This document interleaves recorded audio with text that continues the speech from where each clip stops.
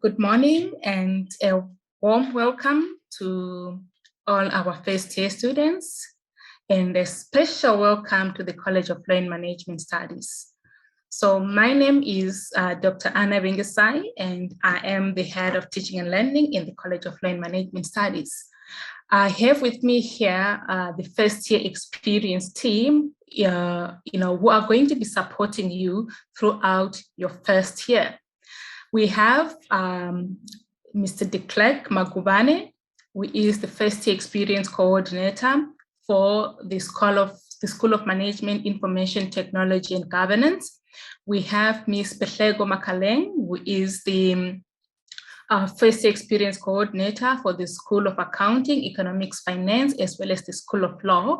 And we also have Mr. Stabiso Mkonza, who is the first year experience coordinator for the foundation program. So all the programs that you are doing are covered. You've got your first year experience coordinators that you can go to if you have any problems. So our first year experience program is, I would say, an extended orientation for all first year students. What do I mean by that? We all know that university is different from high school. You're going to experience a lot of challenges, a lot of shocks, because the way you were taught in university is different from the way you will be learning, and you were taught in high school is different from the way you will be learning in university. Therefore, the first year experience is here to support you make a successful transition from high school to university. We have a range of programs and we'll be using a multimodal approach to support you. So apart from the orientation, which is this entire week, every day we start from 10 o'clock to 12 o'clock. This is our orientation part of the first year experience program. We also have weekly seminars that will be held once a week, every week up to the end of the year. They will cover a range of topics from goal setting, how to manage your time, study skills for successful students, some of the issues that we struggle with, gender-based violence, sexuality, and so on. In addition to that, we also have a Moodle site. We will send you, I'm sure you've already received a PowerPoint presentation from your mentors, for the first year experience Moodle site, which is a self-paced site. You can go to that site and go through the content. There are some exercises and activities that you can also do there. And the third aspect of our first year experience program is the mentorship program. I'm sure all of you who are here, you've already been allocated a mentor. The mentors are like your cheerleaders, your big brothers and sisters. They've been where you are right now. They understand what it means to be a first year student. They know the challenges that they face as first year students, and they are there to assist you. We've got two groups of mentors. We've got your peer academic mentor as well as your wellness mentors. The peer academic mentors will be supporting you with your academics. Like if you have any questions related to the content that you're doing, you can always approach your peer academic mentors, and your peer wellness mentors will actually assist you with all the transition issues that you might have. So that is all from me, just to introduce the program, the first year experience program. I'm going to call upon Ms. Naidu to introduce other, support services that we have, academic support services that we have. Thank you. And say a warm welcome to all the first years that have been admitted to the College of Law and Management Studies, to all our lovely degrees as well. My name is Prim Naidu, and I oversee the academic monitoring and support portfolio for the college. In an attempt to unpack the meaning of this portfolio, academic monitoring and support, we need to try and define the terms to understand what it means. Now, I was hoping, and I don't know if we'll have the time, that if it was an open session, I could ask some of you, and I think I am going to ask some of you, to quickly use your lovely online dictionaries, look up the word academic, look up the word monitoring, and look up the word support. And I'd like to see a few definitions coming up there in the chat. And I'm going to ask Kwazi. Kwazi, you with me? Kwazi will just take a moment to read some of the definitions of academic, of monitoring and support. So while you typing in some of those definitions for us, and Kwazi will let me know in a moment what you've specified, I'm going to talk about the ADO program that falls under the academic monitoring and support portfolio. Now, ADOs are senior students. These are students who have completed the undergraduate degrees that you are about to embark upon. So they've completed the 3-year undergraduate degree for most commerce degrees. They've completed the 4-year LLB degree or the 4-year Bachelor of Business Science degree in this college. And so now they're doing their honors, which is more a research focused year. And some of them are doing their masters, which is even more research intensive, which some of you hopefully will also go on towards. And finally, we have some ADOs who are doing their PhD. And now that's really intensive, hardcore research work that you need to be doing when you're doing your PhD. So you can see we have bright ADOs who have passed the undergrad degrees.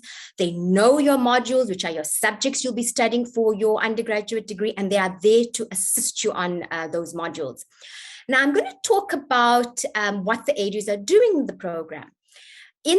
As one of the support initiatives, the ADO program, they will be implementing what's called the SI program.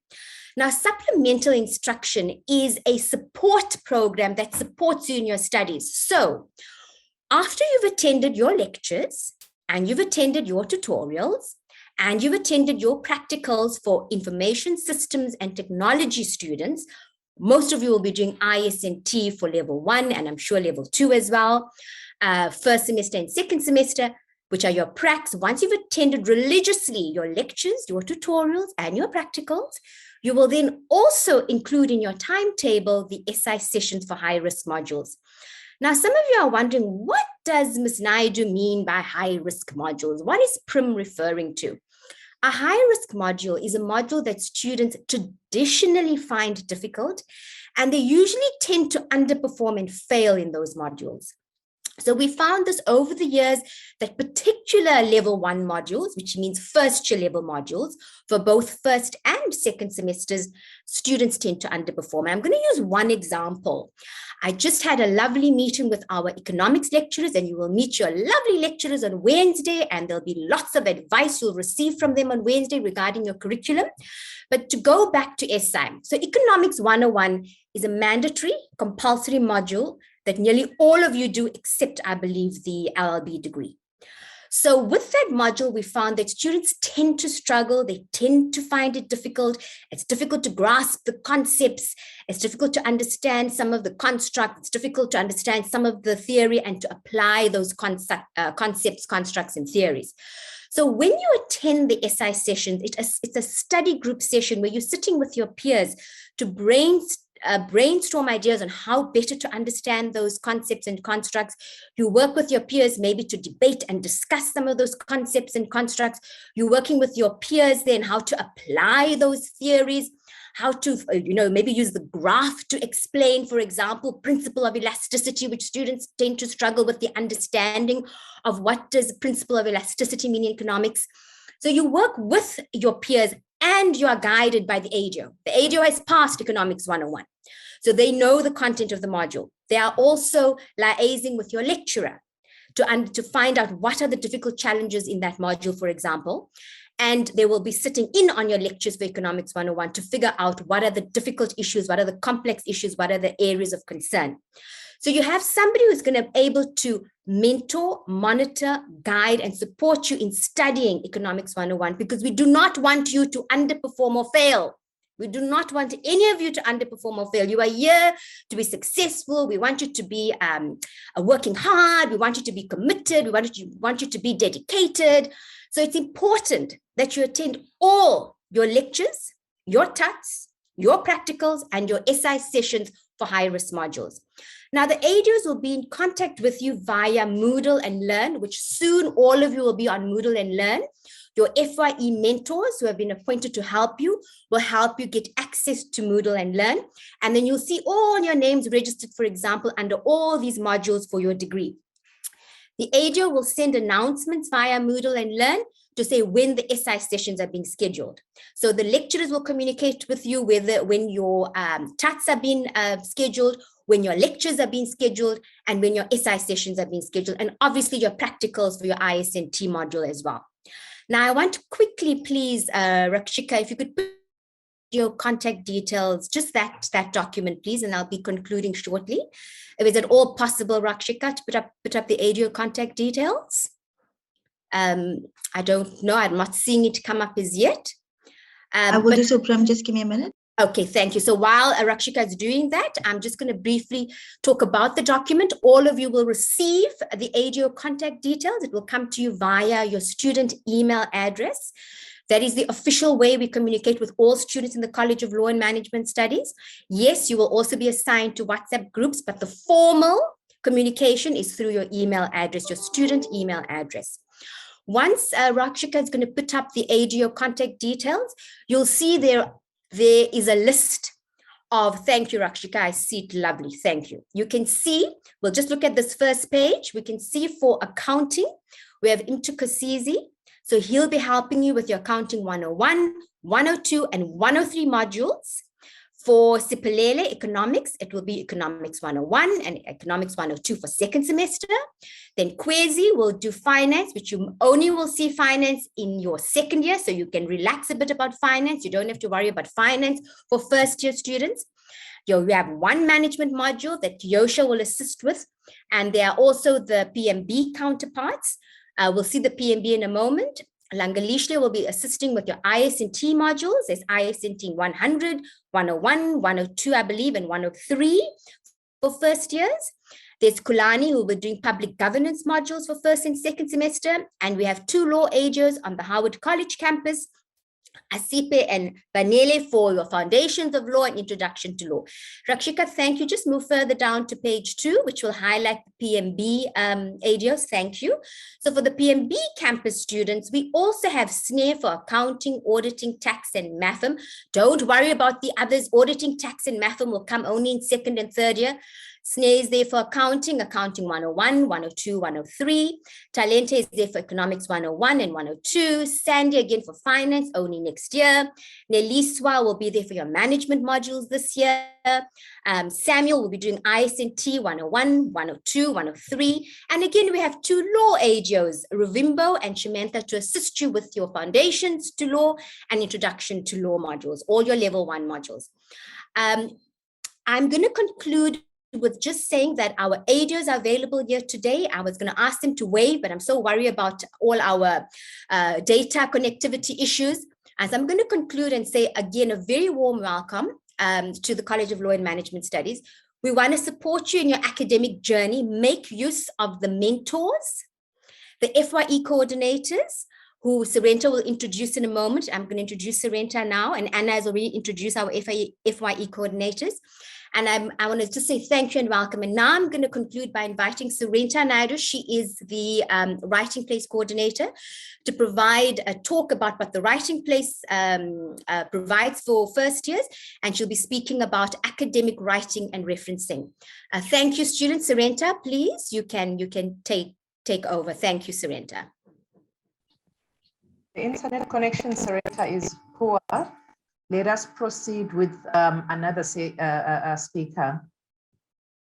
Thank you very much, Ms. Naidu, and humble greetings to everyone, to all the students, the new students, the first years, to the mentors, to the colleagues as well. My name is Mr. Sabiso Mkonza. I am the coordinator for the first year experience, one of the coordinators, and I will be looking after the students who will be doing their BCom Foundation program. So one of the things I wanted to say was just to welcome you all into the University of KwaZulu-Natal and highlight that I know that this will be such a big year for you, because you will be going through a whole transition where you are switching from obviously university from high school into university. So it will be there will be several challenges that you're going to face.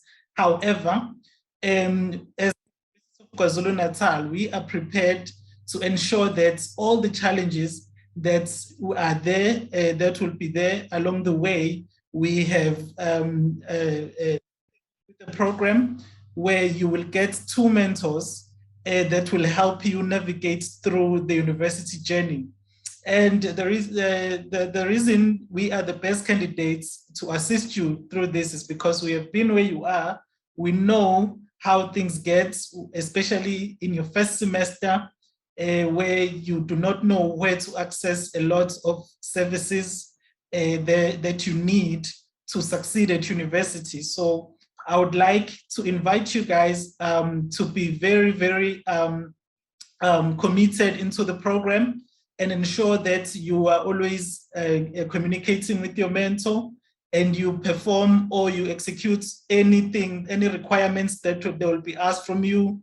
Either it may be them asking you to formulate your timetable, it may be them asking you to formulate your goal, because as you know that without a goal or a plan, you will not really succeed very well. So the mentors are going to take you from week 1 up to the final week of the semester, where they will be helping you create goals for each semester.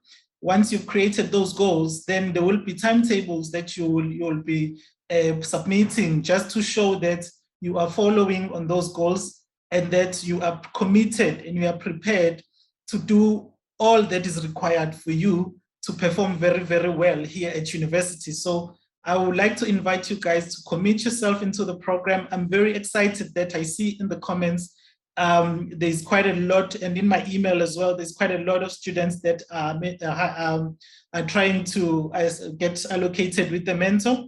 And we will be doing that right away as soon as we are done with the session. And by the end of this evening, you will have been contacted by your mentor. So please just follow whatever guidelines that will be there on the email that you receive, and join in into the WhatsApp groups as well, so that you become part of the UKZN family.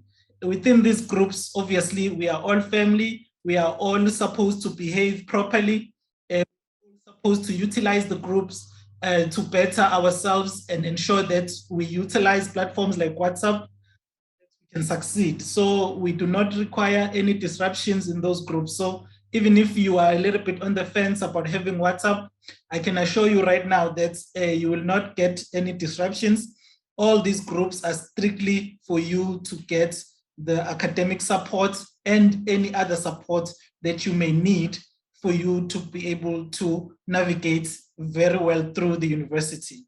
So as I conclude, I would like to just highlight for you the things I always mention when I'm speaking to the first years, that in order for you to be able to, and this is what I've learned throughout the years that I've been involved with the university as a student, is that you need to understand a few things. You need to understand what I call the 4 C's. So 4 C's, so 4C, C and alphabets.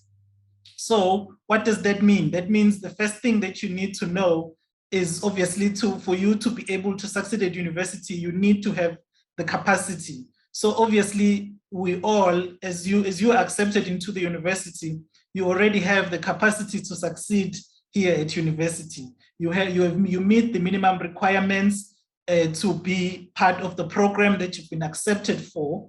However, you need to take it up a notch a little bit and also be open to learning and attending as many sessions as possible that are going to increase your capacity.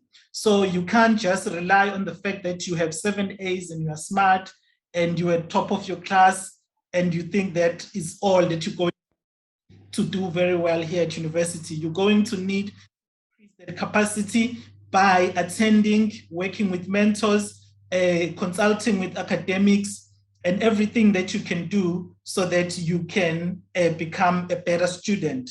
The second C that I'm going to highlight very quickly is you're going to need confidence. Some of us, when you get here, we are coming from rural areas, or we're coming from small townships, or wherever you come from, where you are not used to having a bigger class or have been in a large lecture room where there is quite a number of students that you have to go up against. So you might lose your confidence a little bit. And that is why we have the first year experience program, so that you have a big sister and a big brother who's going to help you get your confidence back. Even if you do not do very well in your first test, your big brother and your big sister are the ones that are going to help you deal with that kind of anxiety, worry, concern, and so on. So, and the third C that I want us to look at is commitment. In order for you to succeed here at university, you need commitment. I have seen students that are very, very smart, however, not doing very well because they lack commitment. So you need to commit yourself to the first year experience program. You need to commit yourself to your academics. You need to commit yourself into the relationship that you have with your mentor. You need to commit yourself into everything that you're doing. Ensure that whenever you're supposed to be in a meeting, you need to show up. So I would like to encourage you to demonstrate the commitment. And the last thing that you're going to need, obviously, is the competency. And competency, sometimes it's not something that you are born with, it's something that you gather along the way. And by practicing with, for instance, by practicing with tutorials, doing your homework, your work, and everything that you're required to do for each module, then you will gain some kind of skill and some kind of competency to do better in an exam. So if you have not done very well in your first test, I encourage you to not worry, just talk to us as your mentors, as the coordinators, so that we can help you learn new skills that can help you study even better. So that is what, in a nutshell, that is what the first year experience is about. So I would like to welcome all of you once again and wish you all the best with the tough road that lies ahead. However, it's not going to be so tough because we have all the support around us and around you as students that is going to ensure that your journey here at university of ease, and you are able to succeed in your first year and go straight into your second year with the best result that you can ascertain. So thank you very much, MC, as I hand over to you. And thank you, everyone. Thank you, Stabiso. Stabiso is one of our FYE coordinators. The next FYE coordinator, there are 3 FYE coordinators. The next FYE coordinator will be Kwazi. Kwazi, if you could take over. Thank you, Kwazi. It looks as if we've lost Kwazi, Prim. So okay, let's proceed. Let's go to Patejo, right? So what happens? Will someone please just let Kwazi know? So just tell Kwazi we've lost his connectivity, and so Patejo will take over, and then you'll come back after Patejo. Oh, thank you, Priyam. Good morning, everyone, and I would like to introduce myself as Patejo Makaleng. I'm the FYE coordinator for the School of Accounting, Economics and Finance, and also the School of Law. So I'll be dealing with those schools and together with my mentors. Am I audible? Loud and clear, Patejo. Oh, thank you. Loud and clear. Thank you, dear. Thank you. Okay. As a coordinator, I'll be helping you guys to adjust from the high school all the way to university, like my colleague said. So I'll share my screen. Let me know if you can see my screen. Thank you, Patejo. We see your screen. Thank you. Go ahead. Okay. I'll be talking about the support systems that we have for students here at UKZN, because we know how difficult would it be for you to go around and trying to adjust without any support. So we have all those support systems that actually help students to adjust to the university environment. So the student support services, it will let you know where to go whenever you need help with any of the adjustment that you'll be having. So in terms of the student funding. We have a student funding which deals with the bursaries, the scholarships, and also the NSFAS. So it actually deals with the financial aid. So whenever you have any inquiries regarding the financial aid, so you'll have your advisors for each and every I think, yeah, for College of Law and Management, we do have Mr. Gaza and Miss Messi. So those are the people you should contact whenever you have issues with your financial aid. It could be bursary, it could be a scholarship, it could be NSFAS. So those are the people that you should contact in terms of financial aid. And then we also have student counseling.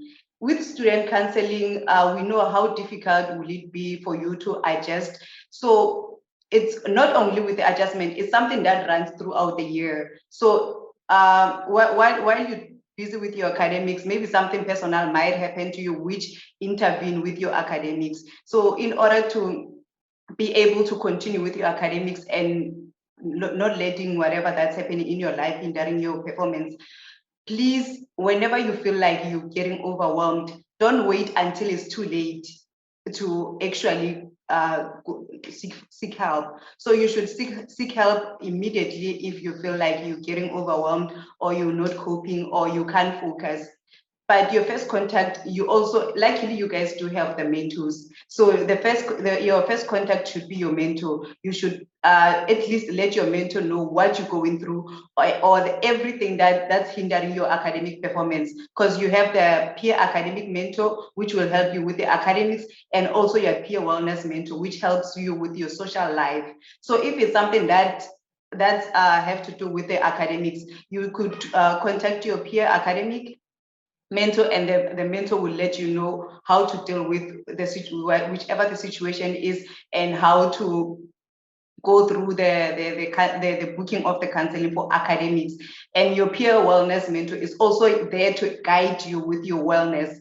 So if you feel like everything is too much and everything, and the other thing with the your peer mentors, you should not fear that maybe they will share your information, because whatever that you talk with them, it's going to be confidential. So you should not be like, okay, I can't talk to this mentor because they will laugh at me, they will tell others about my problems. That's not going to be the case. So you should talk to your peer wellness and try to address your issue, and they will help you in with booking the counseling. The counseling that we have here at school, each and every college, they do have their own counselor. So the counseling, it does help you with your mental issues, your academics. Maybe if you feel like you're doing the wrong career, they will help you with your career guidance. They will help you if maybe you had trauma or something that's hindering your academics or anything that's bothering you. They are there to assist you with that. And yeah, here's the website that you should visit if you want to do the booking, but your mentors are also there to assist you with all those bookings. So don't wait until it's too late and be like, I didn't know where to go. Please seek help as soon as possible so that you can succeed, because we are all here to succeed in our careers, and we are there to help you.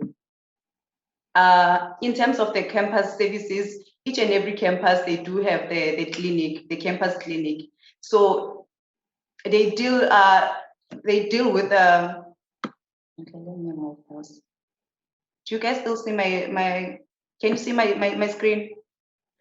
Yes, Patejo, thank you. We see it clearly. Thank you. Oh, okay. Your wellness and creating a caring campus environment is our priority here at school. So we are there to help you. So the campus clinic is there to help you with your health and your wellness. That's why the university provides campus health services through a fully fledged clinic on each campus. So PMB, they do have their own Howard College, Edgewood, Westville campus, and medical school. So all the 5 campuses, each and every them, they do have their own clinic. And the campus clinic focus on promoting good health services with fully trained nurses and on duty, and a doctor can be seen by appointment. Each clinic provides the following services, which is mentoring of health problems like e.g. It could be blood sugar, high blood, or any stress level, even the fevers and everything. So they can help you. And if it's something that they can't, they would refer you to the hospital. So it's you should just go there, and then they will let you know if it's something that they can help, and if they can't help you with whatever the disease could be, they would refer you to the hospital. So please, whenever you feel like you're not well and anything, you could just go to the clinic. There is their contact details for each campus, and we also have student housing for those who would be residing at UKZN university residences. They usually cater for. I'm still there. Okay, so student housing, they usually they provide residence for students, and the residence administrators, they are there to help you with the allocations. And then when you get to the residence, you'll find the residence assistants. Residence assistants, they are there to help you how to adjust in the residences, because the university housing, it's actually your home away from home. So they are there to actually help you to adjust staying at the university, residing without parents, because some of you, maybe you've never been away from home, so they will help you adjust and make you feel comfortable with being home away from home. They will make you feel like you are home away from home. And then the house committees are there as mentors. They are more like your mentors. They will help you with whatever that you need. So those will be your first contact if you're residing at rest, and then they will refer whatever the matter to your residence assistants. So this is the site that you could visit whenever you need any assistance with the residents. And we also have Disability Support Unit. The Disability Support Unit acts as an advocate, educator, facilitator, planner, and troubleshooter for assuring access for students with disabilities to the academic, cultural, sporting, and recreational offerings of the university. Disability services are rendered from campus-based, just like the campus clinic. So each and every campus, they do have their own disability support unit. So these are the contact details for each and every campus, how to get contact with them. So whenever you need any queries or you need any assistance in terms of the disability support unit, they are there to assist you on how to adjust and how to feel comfortable in the university environment. The other department we have in terms of the student, we have the Department of Sports. Sports and recreation are not only important for keeping fit, but also are a great way of meeting new people and possibly securing a prestigious sports scholarship. In terms of sports is actually there to assist, to help you with your social life, can actually improve your social life in adjusting to your university, because focusing only on the academics could be too much. So you need at least an hour or so to go and actually just go out and play or do whatever. So sports actually do goes together with the academics. So you need sports to meet you. With sports, there are other advantages that you meet new people, you meet is my screen still there? Yes, loud and clear, Patejo. Thank you. Okay, yeah, with sports, it helps you to actually meet new people, make new friends, and also keep fit. So it's also good for your mental and physical health. So I would encourage you guys to be part of the sports, and we do have a variety of sports codes that we are offering here at UKZN.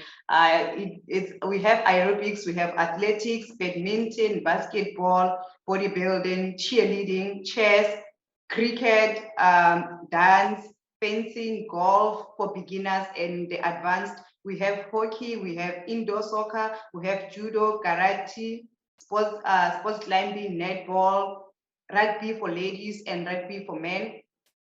Soccer is also the same. We have soccer for men and also for ladies. We have squash, we have swimming, from the learn to swim up until the advanced. We cater for table tennis, tennis, under sports, water, volleyball, and sailing. So we do have variety of sports courses that we offering. So please at least join one, if not two, for you to at least meet friends. And the other advantage of sports is that it keeps you fit, it keeps you your physical health fit, and then it also helps with the mental health. And the other thing is that it makes you disciplined. Because you know that, okay, after my academics, I'll at least allocate an hour for recreation. So in terms of, it helps with the discipline, it helps with time management, because you know, if I have 2 hours allocated for sports, and after that 2 hours, you know that you can go back to your academics. So in your time slot, please have some time for recreation in order for you to keep well, because you can't always be on your books 24/7. Yes, each and every campus, they do have the administrators. This is the site that you can go to in order to find the campus-based administrators for more information on how to join sports. Even your mentors, they will assist you if you need any assistance in joining any sports. And the other advantage is that they do offer the scholarship. So if you get to the provincial level, that's where you can get the scholarship. And then if you the scholarship with for the scholarship that you get from the provincial level, it caters for your tuition. So at least you know that with sports, at the end of the day, you can get a scholarship for tuition. And then if you're playing for national, that's where you can you get the full scholarship that caters for both accommodation and tuition. This is where you'll find all the information. The other thing we have is the student governance and leadership development. We do have the SRC. SRC is the Student Representative Council. We do have both central and the local SRCs. So in terms of the, you guys should focus on the campus-based, campus representative councils, which will be dealing with, will be also assisting you with your issues. So if you have if you need any information on where to find your campus representative councils, you could communicate with your mentors. They will show you where to find them. And also this on this side, you will find all the information that has to do with the campus representatives. Campus representatives, they deals with the issues of students in general. We do have the chairperson, we have the secretary, we have the student support service, we have the college reps. So each and every college, they do have their own reps. So College of Law and Management, they have their own rep who will assist them with whatever that's happening in the college. So on this side, that's where you'll find all the information. And the other thing is that there's student clubs and societies. I would also encourage you guys to be part of this student clubs and societies. There are variety of them. If you go to this site, you'll find all of them. So in terms clubs and societies, they deal with as the clubs and societies that help students with their development, leadership development. It could be a church, it could be maybe for law, I know they do have the student advocate service, something like that. So all those clubs and services, they help you in how to accumulate student leadership roles. So they help you grow, and you can learn a lot of skills from being part of the clubs and societies. There's also a peer educator from the CHASU department. So they are also those part of the clubs and societies. They actually grow you and groom you to be a good leader from a young age up until you get to your postgrad. So take advantage of that in order to learn new skills. and yeah, feel at home at university. No, like belong somewhere. Be known to be belonging to a certain group for you to feel at home. So, and being part of those clubs and societies, it will help you adjust well, because you'll find that people who have been in the universities for some time, and they'll help you adjust together with your mentors. So take advantage of those facilities that we have. And yes, welcome to the university. Those are the student support systems that we have here at university that will help you adjust well, and yeah, take advantage of that. Thank you. Thank you very much, Petiko. Good morning, students, and welcome to UKZN. My name is Hlengiwe Gubane. I'm from CHASU, that is Campus HIV and AIDS Support Unit. Briefly, I just wish to share what we are doing under CHASU. CHASU is Campus HIV and AIDS Support Unit, where basically we recruit the peer educators, as Petiko has mentioned, the peer registered student from UKZN. Any registered student from UKZN will take you as a peer educator. Take for instance, if you were a peer educator at high school, we do welcome you to put an application so that you will continue and uplift your skills of becoming a peer educator even here at a level. So we are still taking new applications, and we invite you students to apply for being a peer educator. Within the peer educator, you will learn many things. The peer educators, normally what they do here, as we are on the Department of HIV and AIDS, they contribute to distribute the condoms throughout the campus. Needs condoms, we distribute condoms, and also we do awarenesses and campaigns. Under HIV/AIDS and counseling, other programs that we are doing, we are doing HIV and AIDS counseling and testing. So the peer educators help us when we have the campaigns to mobilize students and encourage students to come and do HCT, HIV counseling. We also provide medical male circumcision. The peer educators, they also encourage students who has not been circumcised to do the MMC. They do the awarenesses on the residents. They give the pamphlets and the flyers to the students and encourage them to do medical male circumcision. As I've mentioned, they also do condom distribution throughout the campus.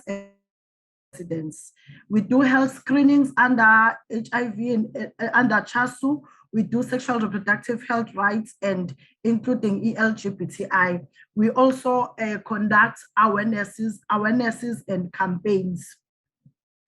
The HCT, which is the HIV counseling and testing, it is voluntarily. No one is forced to do HIV counseling and testing. There is no booking that is allowed. It is done Monday to Thursday.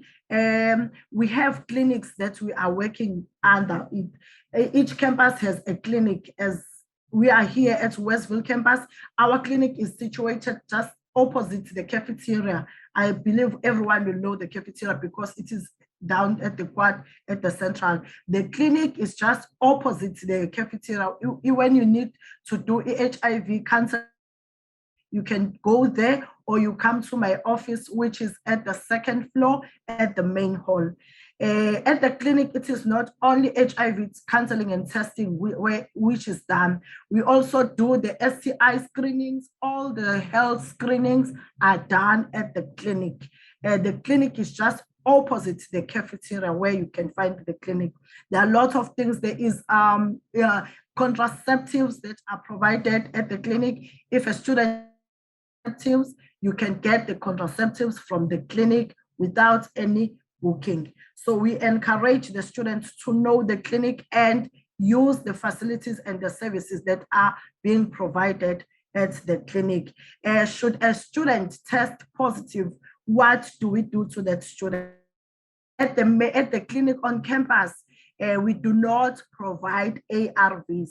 We are working with DOH, Department of Health clinics that are our nearest. We are working with Reservoir Hills Clinic and Westville Clinic. So should a student test positive, we liaise with the clinic and we link the student to that clinic so that the student will start the ARVs as soon as possible.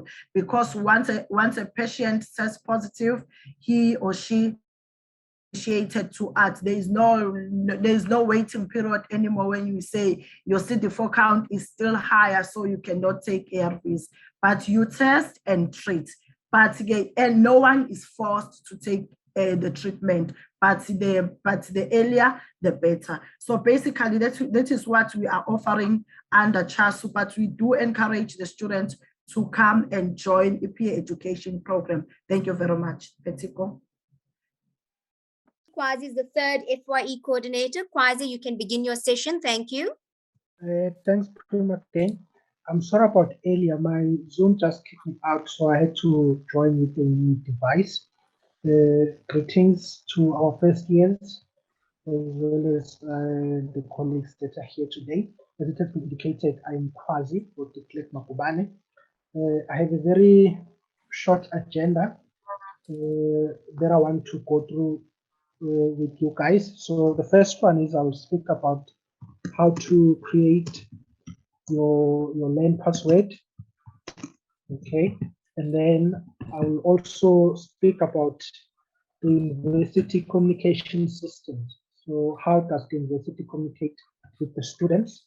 There are two most common ways. The first one is the module page, or it's now called Lan page. And I will also speak about how to access your email system, which is also an important component of communication with UKZN. I'll also speak about Zoom, how to download it, install it, and have an account. This is very important since lectures, tutorials, practicals, if there are practicals, revisions, they are all conducted via Zoom at the moment. So we all need to have Zoom installed and have an account so that you can access those sessions very easily. I'll also speak about something that we call Global Protect, which is a software or an app that we use to actually reduce our data usage. So what it does is, whenever you want to log in to something, you log in via Global Protect, you'll only be charged for logging into Global Protect, and then from there on to whichever website you want to go into, the data rates will be very, very low. So that's my agenda for today. Let me get to it. So for our first students, if you have your cell phone with you or your laptop with you, I'll advise that you open it and then just follow my steps. So I'm going to demonstrate where to go. Okay. So as I've said, the first thing that you want to do as a student is to get a Lan password. Okay. So how do you get a Lan password? Each and every registered student already have a Lan password, but you need to go to our website so that you guys it in your in the way that you prefer. Okay, so in the meantime, let's do it like this. So I'll just write down the steps that you need to follow, and then we will try again. So you go to UKZN website. That's the first step. So step number one, you go to UKZN website. Okay, and then step number two, once you're on the website, there's a lot of things that is happening there, but you only need to go to students portal. Okay, once you are on student portal, you need to go to change Lan Password. Okay, it's pretty simple. So first, go to UKZN website. Second, go to student portal, and then third, go to change Lan Password. Once you click on changing Lan Password, there is some information that you'll be required to fill in there. One of that information will be your student email or student number. So your student number, for instance, it should be, can be something like 214538495. That's your student number. Your student email, I mean, will be your student number with the extension that ukzn.ac.za. So if you are required your student number only, you just put in your student number. If you are required your email address, you put in your student number with this extension over here. And then the other information that you require is your old password. So the old password is the default password that each and every student who registers at UKZN has by default. And that password is stu or student at, and then the date of birth of the student. So the format will be the day of the date of birth, the month of the date of birth, and the year of the date of birth. So for instance, if we had to create our own, can be stu at 08, okay, that is the day, October, that is the month, sorry, 1990X, and that is the year. So for X, it won't be X for you, the student, it will be the number 1995, 1996, and so on. And once you have put in your old password, which is this one, then you'll be required to put in your new password. Now, this is where you get to personalize it, okay, to make it unique to yourself. But there are important things that you should always remember. Your password should not be, for instance, your date of birth or your cell phone number or just simply your name. It has to be something that only you can actually discern or actually know, okay? So how do you make it unique? You add numbers, for instance, numbers 1, 2, 3. You also add some characters, for instance, age, $, percentages, and so on, okay? And it has to be at least, I think it's about 8 letters and above, and you get that password saved. So that becomes your Lan Password. What you do with that password is that whenever you want to log into university systems, like Moodle or your emails or your Student Central, you always use this Lan Password together with either your student email or your student number, okay? So an example of a password that we can make that is proper, that is accessible, you can say DKMS, okay, and then you say 8123 hash, okay. So obviously you can tell that from this password, it's not my name, it's not my surname, it's also not my date of birth, and it wouldn't be easy for anyone to actually guess this password unless they've seen it somewhere while I was using it. And then once you have it, you click OK, and your password is accepted. Now you have your Lan Password, and you are ready to go. Okay. All right. After having the UKZN password, the next step or the next thing that you need to know is how to access your Moodle and your email systems. Those are very important. So Moodle is important, one, because all of your announcements for your modules, so if you're doing Econ 101 or Accounting 101, ISTN 100, all of the announcements will be posted in Moodle. So announcements such as when is your test date, when is your revision date, they'll always be forwarded or on your Moodle. There's a lot of information that will be on Moodle as well, such as when are you going to have your tutorial sessions. The Zoom links are usually found on Moodle for tutorial sessions as well. You'll also have your lecture notes or lecture slides on Moodle. You'll also have your textbook or your textbook slides on Moodle. You'll also have past papers, okay? Not all modules or teachers will have past papers on their Moodle page, but if they are available, they'll be available on your Moodle page. Your tutorials, where you get your answers and your questions, they'll also be on your Moodle page. So you always have to check your Moodle now and again, okay? So how do you access your Moodle? Let's hope that our UKZN page is now working.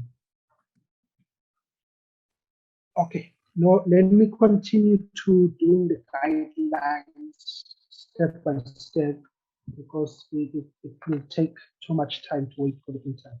Sorry about that, guys. So for your module, it's pretty simple. You also go to UKZN website.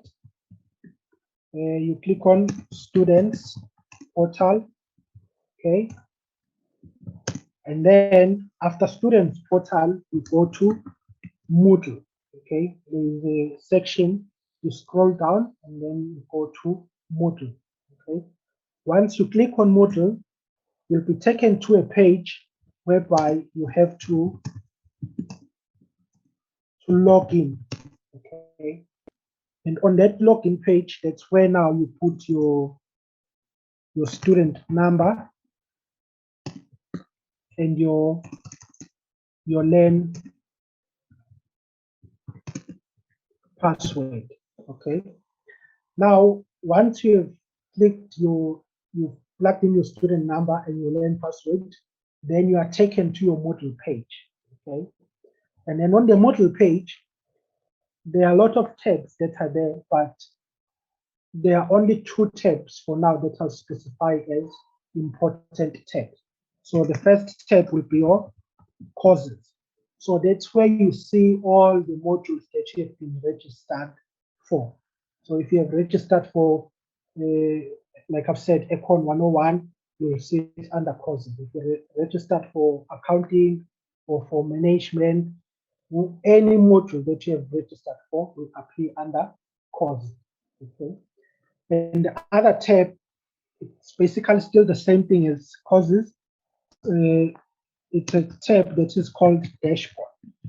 The only difference between courses and dashboard is that courses gives you just a list of all the modules that you are registered for. And then dashboard will actually give you more information about the modules that you are registered for. So modules that you are registered for next semester, dashboard will highlight those modules and tell you that these are upcoming modules. Modules that you are doing this semester, dashboard will tell you that these are current modules. And then modules that you have already done in the past, of which in this case you won't have, but dashboard will also tell you that this is the past module. So it's basically the same thing, courses and dashboard, but dashboard has more information. So you can choose to click on dashboard or to click on courses. So if you click on dashboard, it shows you those modules, and then you go to the module that you want to go to or where you want information. So if you wanted to go to Econ 101, you will click Econ 101. Now on the Moodle page of that module, whichever it is, so let's just make an example and say it's Econ 101, there'll be things that are very important to you. So the first one is you'll find a tab that is called announcements. On that tab, that's where each and every announcement will be made. So announcement about tests, tutorials, each and every announcement will be made on that tab over there. Each and every announcement that is made on Moodle under announcements will also appear on your emails, okay? So you'll also see those announcements on your emails. There'll also be a folder for instance, maybe for notes or slides or charts. So also go and visit those folders as well to see what is there and start preparing yourselves. Some module pages, they'll also give you the name or the required textbook. I'm sorry. So at the top, you get the name of the required textbook, and then you can take those details. You go to your bookshop, and then you actually buy your book. Okay. And then that's it about Moodle. If there are any questions, I'll take them after, but I think it's clear how you can access your Moodle page. Now, before not before, I'm now moving into the emails, and I'd like to ask one of the students to actually indicate where do they think we will go to access our emails. So feel free to write on the chat, where do you think we would go to access our emails? We already know that for Lan Password and for Moodle, we go to UKZN website, students portal, and then you find everything there. But for emails, where do you go?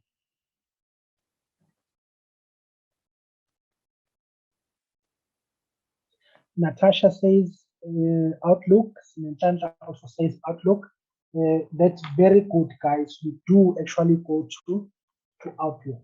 So if you have installed Outlook on your computer, you can just click on your Outlook app, and then it will open up, and then you create your account on your Outlook. So you put in your email address and your Lan password, and then you can access your email from there. Okay, so thank you so much to the guys on the chat. The other way, though, which relates to Moodle and changing your Lan password, is that you can also go to UKZN website, go to students portal like before, and then number 3, you scroll down and go to student email. Once you are there, you go to the page whereby you have to log in. So you log in with your email address and your Lan password that you have created. If you have not created the Lan password, or you have not changed it from the default, then you'll have to use the default password. But if you have changed it, use the new password. And then once you are there, you can access all your emails, and make sure, I think it was my colleague Tabis who actually emphasized that you have to access your emails at least twice a day, at least once in the morning and then twice in the evening, because there is a lot of communication that happens via emails. Like I've said, even things that come from Moodle, they will also appear from your email, and other notices that come from the university that will also appear from your emails. So ensure that you log in each and every time that you get, or each and every opportunity that you get. So the reason why I've chosen to actually say, whenever you want to do something, always go on the university website and go on the student portal. That's just because student portal has almost everything that you need as a student.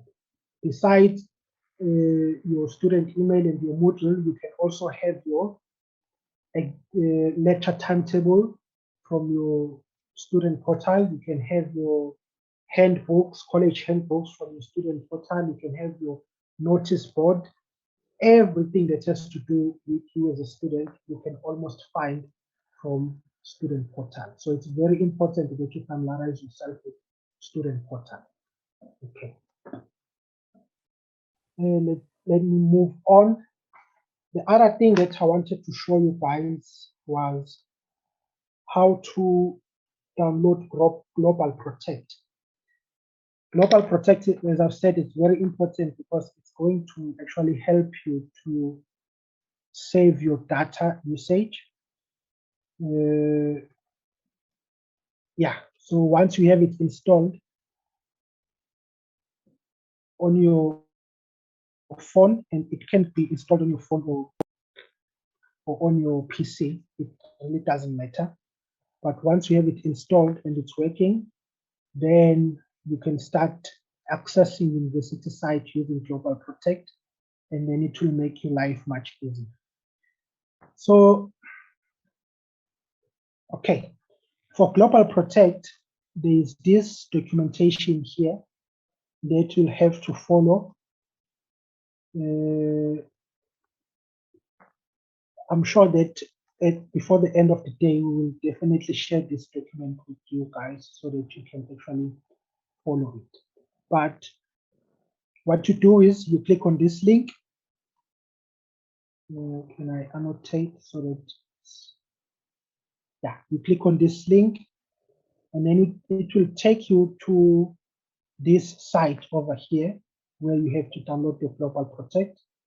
And then here, you log in using your UKZN Lan login credentials, which is your student number in this case. It will not be Kumalo N, it will be your student number and your Lan password. So under username, you put in your student number, and then under password, you put in your Lan password, and then you click login.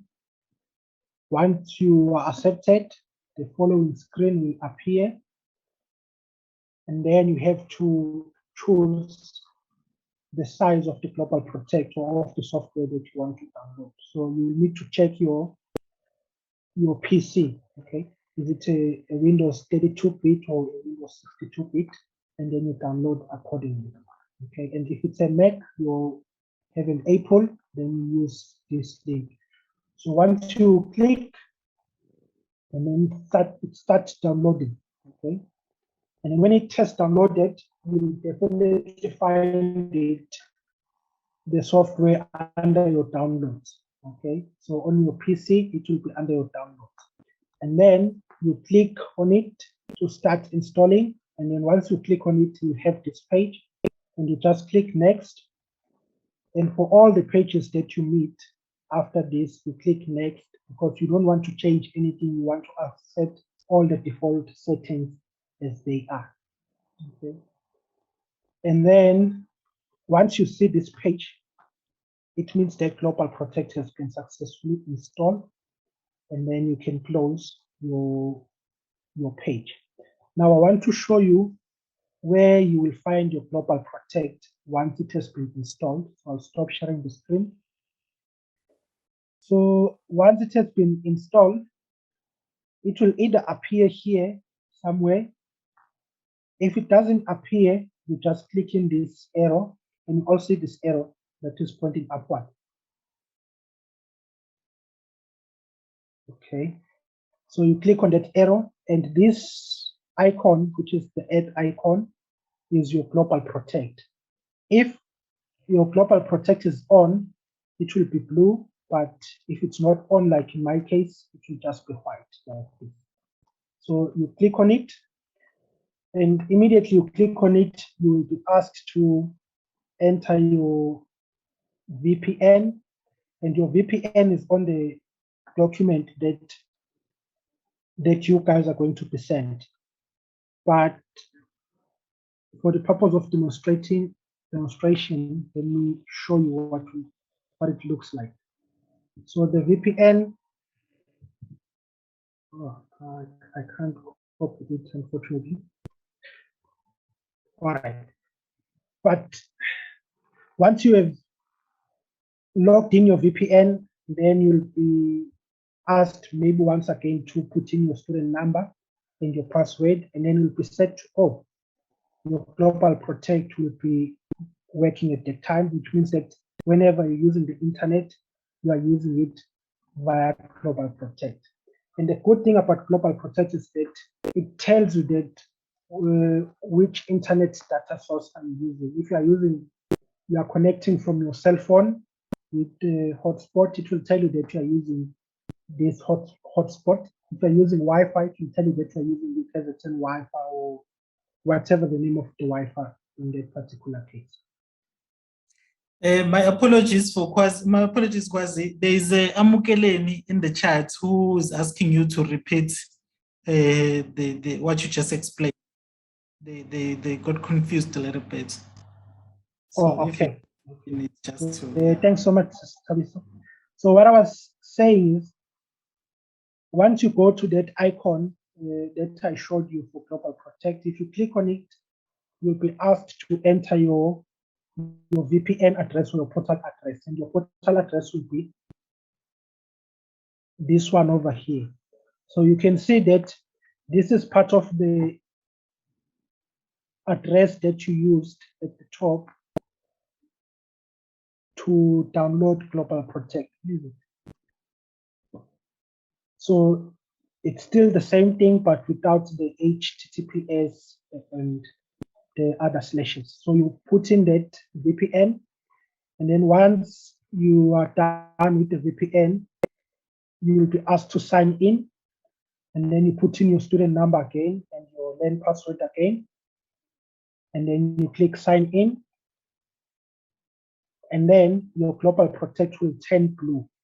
Okay, blue means that it's now working.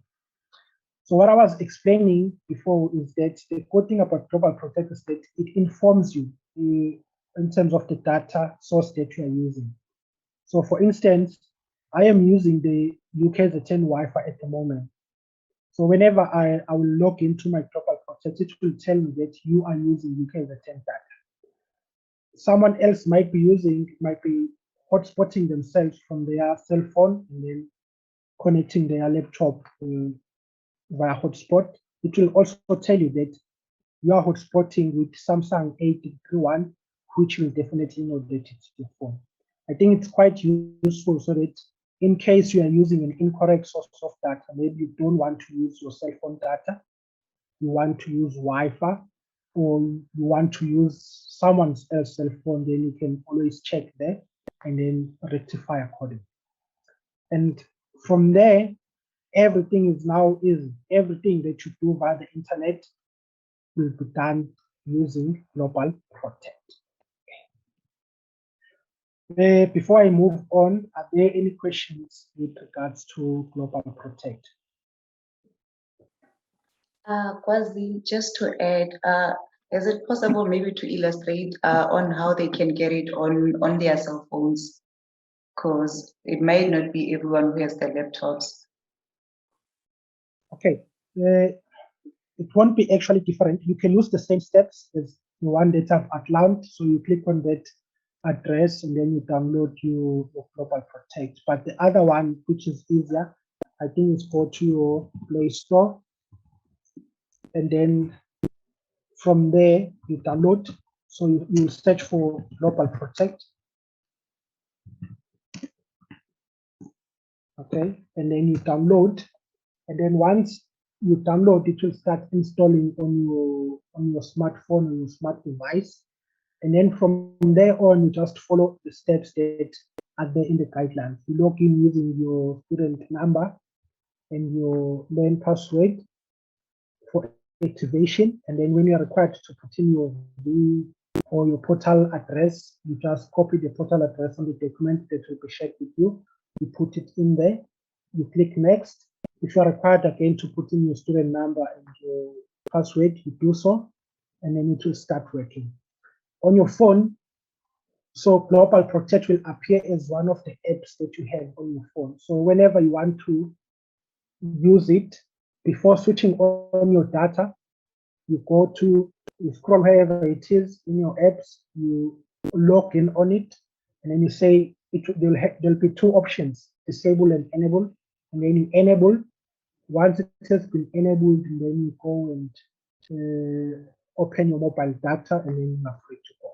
So remember that Global Protect does not work unless there is an internet source, so such as your mobile data or your Wi-Fi system, because it's not actually Wi-Fi or data. It's just there to actually reduce your consumption of data if you are using data or the internet.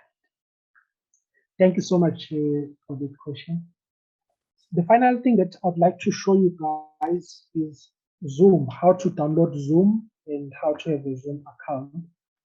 So to download Zoom, there are many ways that you can download Zoom, but this for me is the easiest one. You just go on Google and then you type Zoom.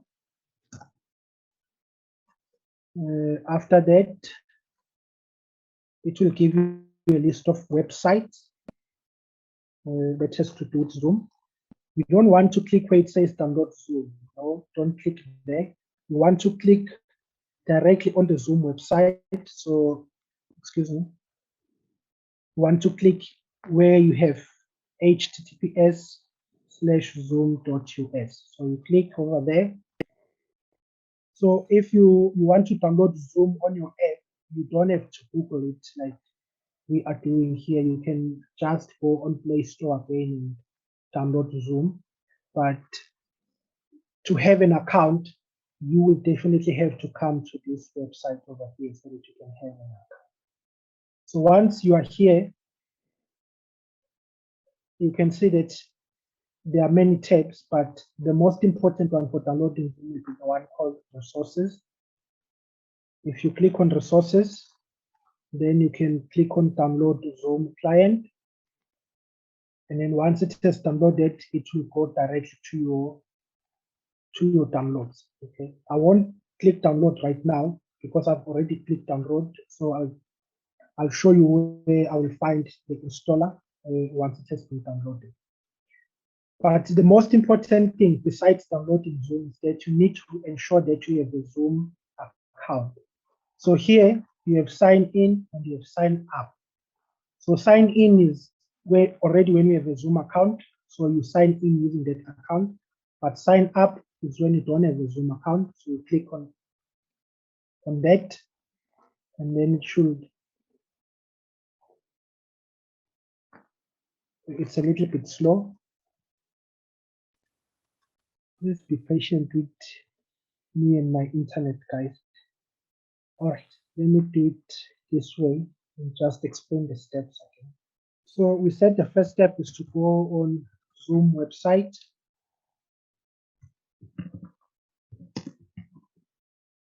And then for downloading, you go to Resources, and then you download Zoom Client. It will save directly to Downloads folder if you are using a PC. If you are using a cell phone, you go to Play Store, and then it will download and install just as any app that you download and install on your phone. Okay. And then once you have downloaded your Zoom, you need to have an account. So you click on Sign Up. Once you click on Sign Up, the first thing that will pop up is Sign Up. They'll require you to put in your email address. So ensure that you use your UKZN email address, not your Yahoo or your Gmail address, but the UKZN email address, simply because UKZN already has a license to use Zoom. So if you are using your email address, it means that you are using that UKZN license as well. So the first step, they'll say put in your email address. So it's your student email. And then once you plug in your student email, you'll be sent an email to verify you that this is indeed your email address. And then you go to your student email, you check that email. Once you click on that email, you'll be taken to a page whereby you have to fill in details. So these are simple details like your name, the password that you'd like to have for your Zoom account. One of the things that I was advised as a first year was that do not use the same password for everything, because it means once someone knows it, then it will be easy to hack you. So try by all means to differentiate your password. So for Zoom, it will be easier to differentiate it because it doesn't necessarily require that you use your Lan password. You have to create a separate password for Zoom. But for other stuff, like Moodle and email, it will be just the same password. But if you can use a different password for Zoom, please do so. And then once you have that, then you'll have your account on Zoom and everything will be straightforward from there on.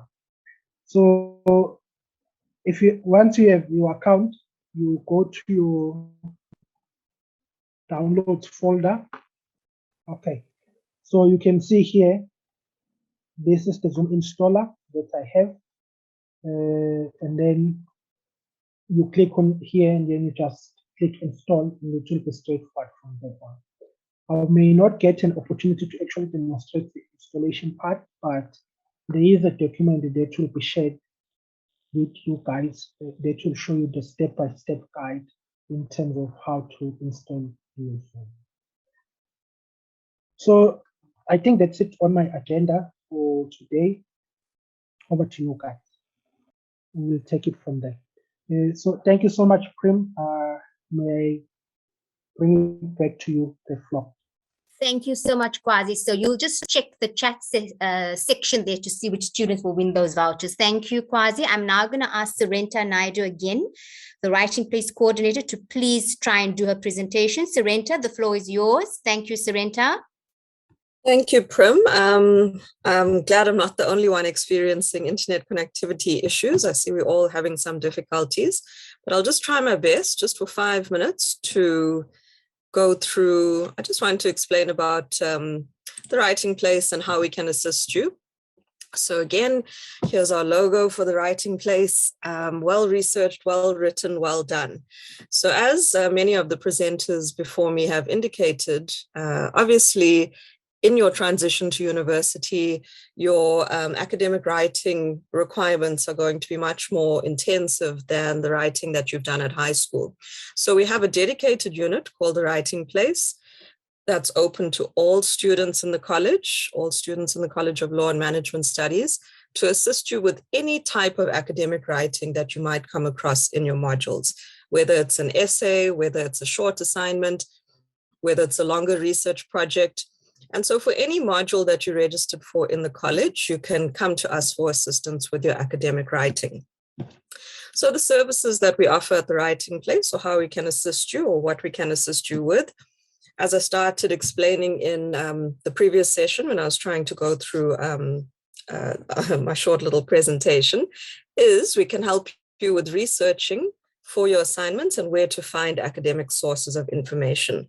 So we'll assist you with how to find good academic sources to support the ideas that you want to put across in your academic assignments, using our UKZN libraries website and a search function on the library's website, using Google Scholar, using journal databases, how to use the library's catalog to find textbooks and journal articles to write up your assignments.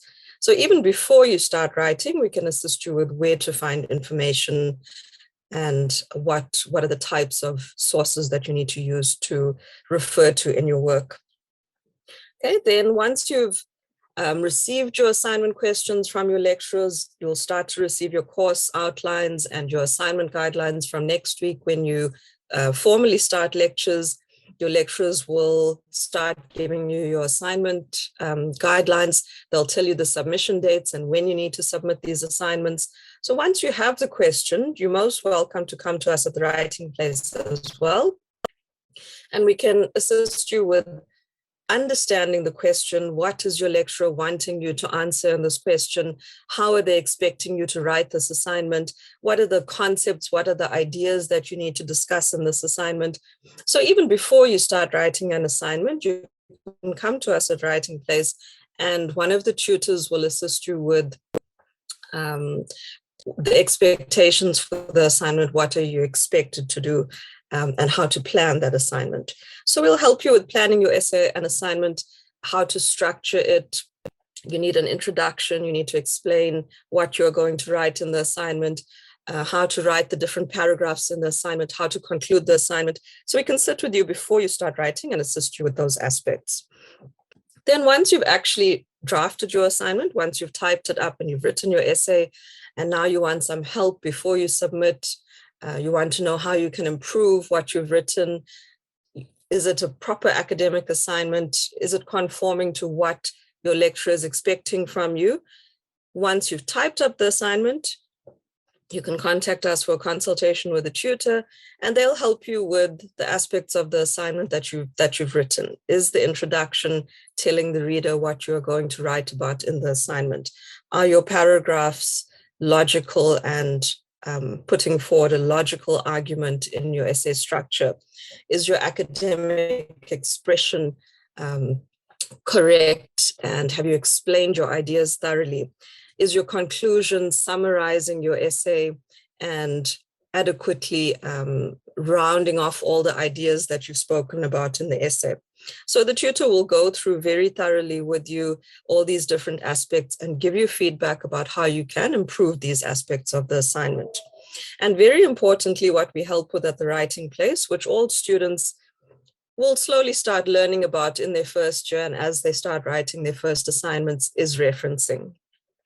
So referencing means very, very basically drawing on other people's ideas to support the arguments that you are going to make in your academic assignments, but also then acknowledging those ideas. So saying where you took those ideas from. And there's a specific structure and format for how you need to do that in your assignments, both in the actual assignment and in what we call a reference list or bibliography at the end of your assignment. So referencing is definitely something that we can help you with at the writing place. So how do you access the support that we offer you at the writing place? Because we haven't yet returned to campus, so you cannot physically come and see us in our offices yet. Everything is still being done online. What you would need to do to make a booking with a tutor is to email me. My email address is on the slide. It's naidus2@ukzn.ac.za. Okay, and you can see there very importantly, you need to email me well in advance of when you're submitting. So say you were submitting an assignment next week, Friday, the 18th of February, you need to at least email me by this week, Friday, the 11th of February, so that there's enough time for us to make an arrangement with a tutor for them to support you, for them to give you feedback, and then for you to make any corrections that you need to make on an assignment. Or if you're planning an assignment and you need help with understanding the question, you need to email me well in advance of the due date so that there's enough time for you to plan that assignment, draft that assignment, and then make contact with the tutor again to give you feedback. So you're welcome to email me at any stage of the semester, not only just before you're submitting an assignment, but maybe quite early on you want help with, I don't know how to write an academic essay. I'm not sure what my lecturer means by academic sources of information. I'm not sure what my lecturer means by referencing. I don't know where to find articles. I don't know where to find textbooks that I need to draw on. So you're welcome to email me and I will pair you up with a tutor who will be in contact with you, and you can arrange either a Zoom session or you can correspond with them via email, and they will explain very comprehensively to you how to go about researching your assignments, planning your assignments, and then writing the actual assignments. So for now, because we haven't returned to campus, you would need to email me to get this form of assistance. Once we return to campus, we have offices on Westville, Howard campus, and Pietermaritzburg campus. So I haven't put the exact office details here because for now, like I say, you cannot come and see us physically on campus. But once we do start returning to campus and maybe there's an opportunity for you to come and see us in person, I will definitely email all students or email you per module and let you know where we are based and what the procedure will be if you want to arrange to see a tutor in person. So our offices are on Westville campus in J Block. On Howard campus, we've got offices in Howard College building. So that's the law building that you can see in the photo there, and Memorial Tower building. And on Pietermaritzburg campus, our offices are in Commerce building in the basement level. So hopefully maybe by second semester or, end of this semester, there may be some form of return to campus. And this is where this is where you would physically come and see us. But like I say, for now, all correspondence with the writing place needs to come to this email address. It's naidus2@ukzn.ac.za. So the one piece of advice I just want to give you in terms of your academic writing is, I know I can see from the chat and I can see from the correspondence going on, obviously for now, everyone is concerned with actually registering, figuring out how to use Learn 2022 and the online learning, figuring out how to access your email, when do lectures start, how is all of that going to work, where do I get my textbooks? But once we've gotten through this initial orientation and registration period, and you're feeling a bit more settled in your lectures and you're a bit more familiar with what's going on, and like I say, your lecturers have given you those course outlines and those assignment guidelines, don't leave it until the last minute to contact us at the writing place for support with your writing. So writing is something that needs to happen from a very early stage. You can't write an academic assignment 2 days before it's due or the night before it's due. Okay, it's something that has to be planned properly. You have to have a proper idea of how to structure your assignment, of the sources that you are going to draw upon, the information that you're going to use in that assignment. So don't leave your work until the last minute. You need to plan from early on. You need to know when your submission dates are, because often you'll be submitting 1, 2, or 3 assignments in the same week of the semester. So from week 1, start planning, know when your submission dates are, and then contact us very early on in the semester, or well in advance of the due date of your assignment, so that you're able to access support, you're able to get feedback from a tutor, and you can take their feedback into consideration and improve your assignments and your academic writing.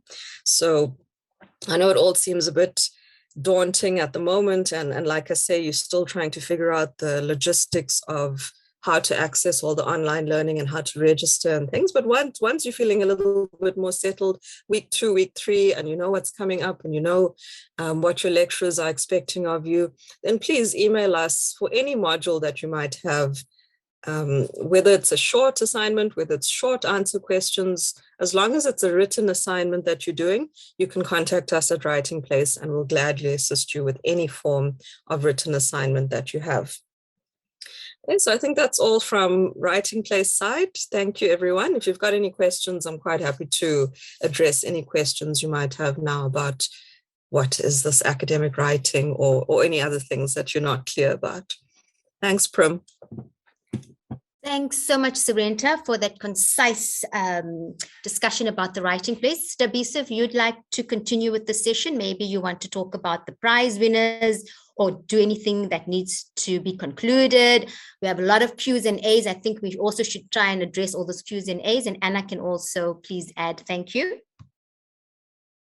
Yes, Tabiso. Thank you so much, Dr. Anna. I just wanted to highlight one thing that I've picked up from looking at the questions. So I think the burning issue is the issue of vaccination, the student cards, and accessing campus. For now, I should just mention this, that no students are allowed on campus unless you have been invited to return to campus. So please do not drive and come to UKZN to say that you are here to do your student card or whatever. You are going to receive an invite that is going to update you and tell you exactly what to do. So for now, please remain home until you are told otherwise. So in the meantime, I think let us take this opportunity and address some of your questions. I think from what I've been seeing, one of the things that I'll just highlight the questions that I've already seen and try to respond to them here, so that any other questions that I've left out, you can raise them now. But one of the questions that I picked up from the chat box is that people wanted to know, okay, people were having issues with setting up the email. So they were saying that it says the email is unknown or something like that. I believe that the reason for that is if you are not registered. So if you have not paid your registration fee and you have registered online for the modules that you are going to study this semester and next semester, you will have a challenge with setting up your email, because in order for your email to be activated, you must be a registered UKZN student. If you have accepted your offer, but you have not as yet registered, your email will not be activated. Your email will bounce if we try to send you your emails using it, or if you try to log in on it, it will not work. So you need to pay the registration fee and get registered for your email to start working, and for you to also access platforms like Moodle and all the other UKZN personal computers and every other UKZN service that we have. So you need to be a registered student to access all of those. So if you're having problems with registration, we will try to refer you to the correct administrators. I think that I've seen a lot of people having a problem who have accepted BCom accounting in Pietermaritzburg. So we will give you the name of the administrator who will assist you. And also there was another query about switching from BCom General to BCom Accounting. I believe that that person had accepted the offer for BCom General and they did not apply for BCom Accounting. So that will be a little tricky. One of the things that you need to understand is that you cannot cheat the university system. So for instance, let's say you have 29 points or you have 30 points and you want to do BCom Accounting, but you are short of 2 points in order for you to have 32 points that is required for you to be registered or to be accepted into the BCom Accounting stream. So now you can't, when you get into BCom General, try to make an internal change or a change of qualification or an internal transfer from BCom General into BCom Accounting unless you meet the requirements, which includes the points for your matric. So that means either way, you must have 32 points. Your maths must be in the level that you may have not met in the beginning. So you cannot switch until you meet all the requirements. There are additional requirements that will obviously be looked at because you are now switching from another degree and you have done probably your first year at university or your first semester. So they will look at the result and check for the average that you have obtained, and then make a decision based on that. So it's not as easy as you think, or as someone may have told you, maybe, because sometimes we get information from our former UKZN student and so on, and they tell you, oh, it's so easy. No, it's a bit challenging. Those are some of the questions that I've seen from the chat box, but I would like to give you guys an opportunity to speak. I'm going to read maybe some of the questions while you guys are considering your questions. I think I see something about BCom file, so I wanted to check. Oh, another question that I saw was that is BCom Foundation the same as BCom Accounting? Obviously, they are not the same. The other program is a 4-year program, and the other program is a 3-year program. That's the first difference. But in terms of the qualifications that you will obtain at the end of the degree, the qualification is the same. The certificates or the degree that you get is the same. However, in terms of the cost structure and your cost structure and the duration to complete the qualification is not the same.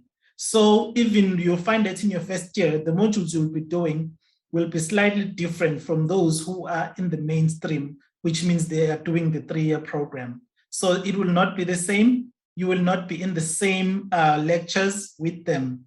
you will be having your own lectures with the other foundation students. So if you've probably joined a BCom mainstream group right now and you are a foundation student, I suggest that you probably try to join the group that has all the foundation students so that you do not get confused in terms of your qualification and what is required from you and end up buying things that are not really necessary for the qualification that you've been accepted for. I'll make an example. For foundation students, most of the textbooks that they use are provided by the units. They do not buy any textbooks. But for mainstream, there are prescribed textbooks that they have to buy from Adams and other bookshops. So you might end up buying books that you're only going to need probably next year and not this year. So please, if you are doing a foundation program or you're doing BCom 4, just be careful of that. Try to join the groups that has other BCom foundation students. So I'm gonna just give maybe to the floor or to maybe Peteho if she wants to add something while I look at the questions in the chat box so that I can respond. Peteho, do you have any other questions you've seen probably that you can respond to while I also take a look? Okay, I've been responding, but I think the questions are more likely to be similar. Some were asking if how to join sports. That one, each and every campus, they do have their sports administrators. So in that case, you can just go to UKZN Sports and Recreation website, and then you'll get all the details. And I also put the details there on the chat for each and every campus, Westville, Howard, and PMB. So you can just go to the website and then type sports and recreation, UKZN Sports and Recreation, and then you'll get all the details on who to contact from each campus. And the other thing is about the housing. I think for housing, we'll have to get someone from housing who will address the issues. And for those, the other questions that were similar, it's about the registration. Some were asking if they have NSFAS and do they still have to pay registration fee? If you have NSFAS, NSFAS will pay for your registration fee. You don't have to pay for yourself. They would, NSFAS will pay for your registration fee. Okay, and some of them, they said, I think I also had 3 of them. They were asking, let me check this one. Okay, they were asking if, let's say you registered for a module, you only registered for second semester modules and you didn't add first semester modules. In that case, you go to change of mind, and on the change of mind, you'll have to add those that you think should be there, but your mentor could assist in those kind of challenges. Yeah, you just need to do your change of mind, and then you just add and leave those that you already registered for. So you'll just go there and add for first semester modules and continue with your registration. But if you find any difficulties, your mentor could assist with that. Yeah, so far those are the relevant or the questions that were frequent from. Okay, yes, thank you so much, Petseho. Thank you. Just to add on what we're talking about, I remember from last year, a lot of students made mistakes when it comes to registering. And it's because students who are doing BCom General and students that are doing BCom Accounting, there are some modules that are not the same anymore. So I had some students last year not registered for certain modules or being influenced by their friends to deregister certain modules that are part of their curriculum and go into and probably register a module that is not part of their curriculum because it's your high school friend or your friend that you play your PlayStation with, and they think they know everything. So I would say right now, please do not rely on your friend. Your friend doesn't know anything. What little they know, they probably heard it from someone else. So I would say right now, your best chance at registering properly and correctly is your mentor. So the mentor has to help you with your registration, especially if you've already made a mistake.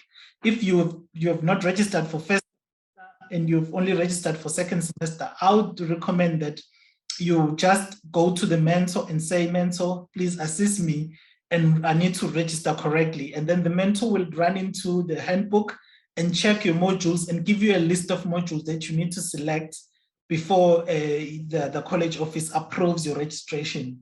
So it's very important. And we will also try, maybe during the first few weeks, just to give in each group, we will give you a list of modules that you should probably be registered for, so that if you have something else, then you can see that, oh, maybe there's a mistake there. And this is very important for semester 1. I had students last year who were qualifying to be on the dean's list. However, they deregistered one module and they get 90s for the other module. But the fact is now they failed the module. They can't edit, they have to do it the following year. So if you don't register for a module, you go in as someone who did not do it. So it sort of affects your academic standing in a way, because instead of 5 modules you're supposed to be doing, you only have 4. So that the other one counts as if you did not pass it or you did not even do it at all. So these are the things that I would like for you, all of you guys who are first years, to be very, very careful of. Be careful, since you're going to be joining all these groups now. I see there's a whole lot of groups. Wonderful, I love that. But you might get some misinformation from those groups. So the groups I would love for you to depend on a whole lot is the one that the mentor will invite you to join. That is the group that has a senior student who will have all the information for you there. If they are not sure, they will refer you to the correct person. We also available to assist you guys. So it's very, very important that you try and join the correct groups and just check the information before you take any drastic decisions. So I see a lot of people still want to swap from BCom General to BCom Accounting. I think we need to speak about this in maybe during one of the sessions that are coming up, just to maybe clarify how that is done. And we have to invite, I think, the relevant academic leader to assist us with this, because they are the ones that sit down and make these decisions, guys. So it's better if you hear it from them so that you do not get any misinformation. So can we put a pin on that one for now? And we're going to answer it soon. I don't know if there's any other questions that okay, and one more question before maybe I check with Petseho and Dr. Anna, is the issue of vaccination. I see a whole lot of people are asking whether vaccinations are compulsory. I think for now, the university standing is what the country is standing on, in terms of you are encouraged to vaccinate. It's recommended, but it's not mandatory. There isn't anything mandatory about it as yet. So, or let me not say as yet, because it sounds like it's going to change. As far as we are concerned, that is what is happening for now. So you either go and vaccinate voluntarily, or you do not vaccinate. It's your choice for now. And in terms of coming back to campus, you will get invited back to campus. Please do not come on your own, because you will be turned back at the gates. So please do not come on your own. Thank you. Petseho, yes, I saw your hand was up, Sissy. Can you take over? Okay, thank you, Steffi. So the other thing that I came across is that when they're registering on Student Central, there's gonna be an option where they will need to update their ID copy and matrix certificate and all those things. So after uploading them, you need to get an approval from the college. So in that case, there's nothing wrong that's happening. You will get your approval maybe in the next 24 or 48 hours. And then after the approval will be sent to you via email. And then after getting that approval, that's when you can continue with the registration. There's nothing wrong with it. It's normal, and your approval will, your college will approve your thingy, and then you're gonna get approval email after 24 to 48 hours. Don't panic when you get that statement that your status on the system indicates that you have requested assistance from the college. Phumzile, I'm gonna give you a chance to talk now. You're gonna unmute yourself and you're gonna ask your question. So please and ask your question, Phumzile. Hello, everyone. I hope you are good. I just have a question with regards to someone who got an offer without a resident. How do you go about to apply for a res if you got an NSFAS? Okay, thank you, Phumzile. What they do at the Department of Student Residence Affairs, if you have NSFAS, the first requirement for you, and this is important for everyone as well, who probably do not want to stay in residence and they want to stay maybe in private accommodation. If you have been given NSFAS recommendation is that you are allocated to a university residence. If the residences are full, then you can go and stay somewhere else. So the first option for you will be to be allocated into the university residence. So what's going to happen, I know I've just spoken to Buhle and her team now, earlier, just to find out what's happening. So I know they are busy right now allocating students into residences, especially first year students. So you might not have an offer right now, but I think you're going to have to wait a little bit just to check. If by the end of this week you have not been notified that you have res, or when you check you can't see that you've been allocated a room, I think then you can email myself, and then I can forward your query, or you can email them. It's I'm going to give you the email address that is going to assist you with this. I think it's kuluB@ukzn.ac.za. kuluB@ukzn.ac.za. I'm also going to type it on the chat, and you will get the assistance. But I ask you to wait until Friday so that she can have time to allocate you guys. Because if you overwhelm her with emails as well, she might actually get delayed in the allocation process.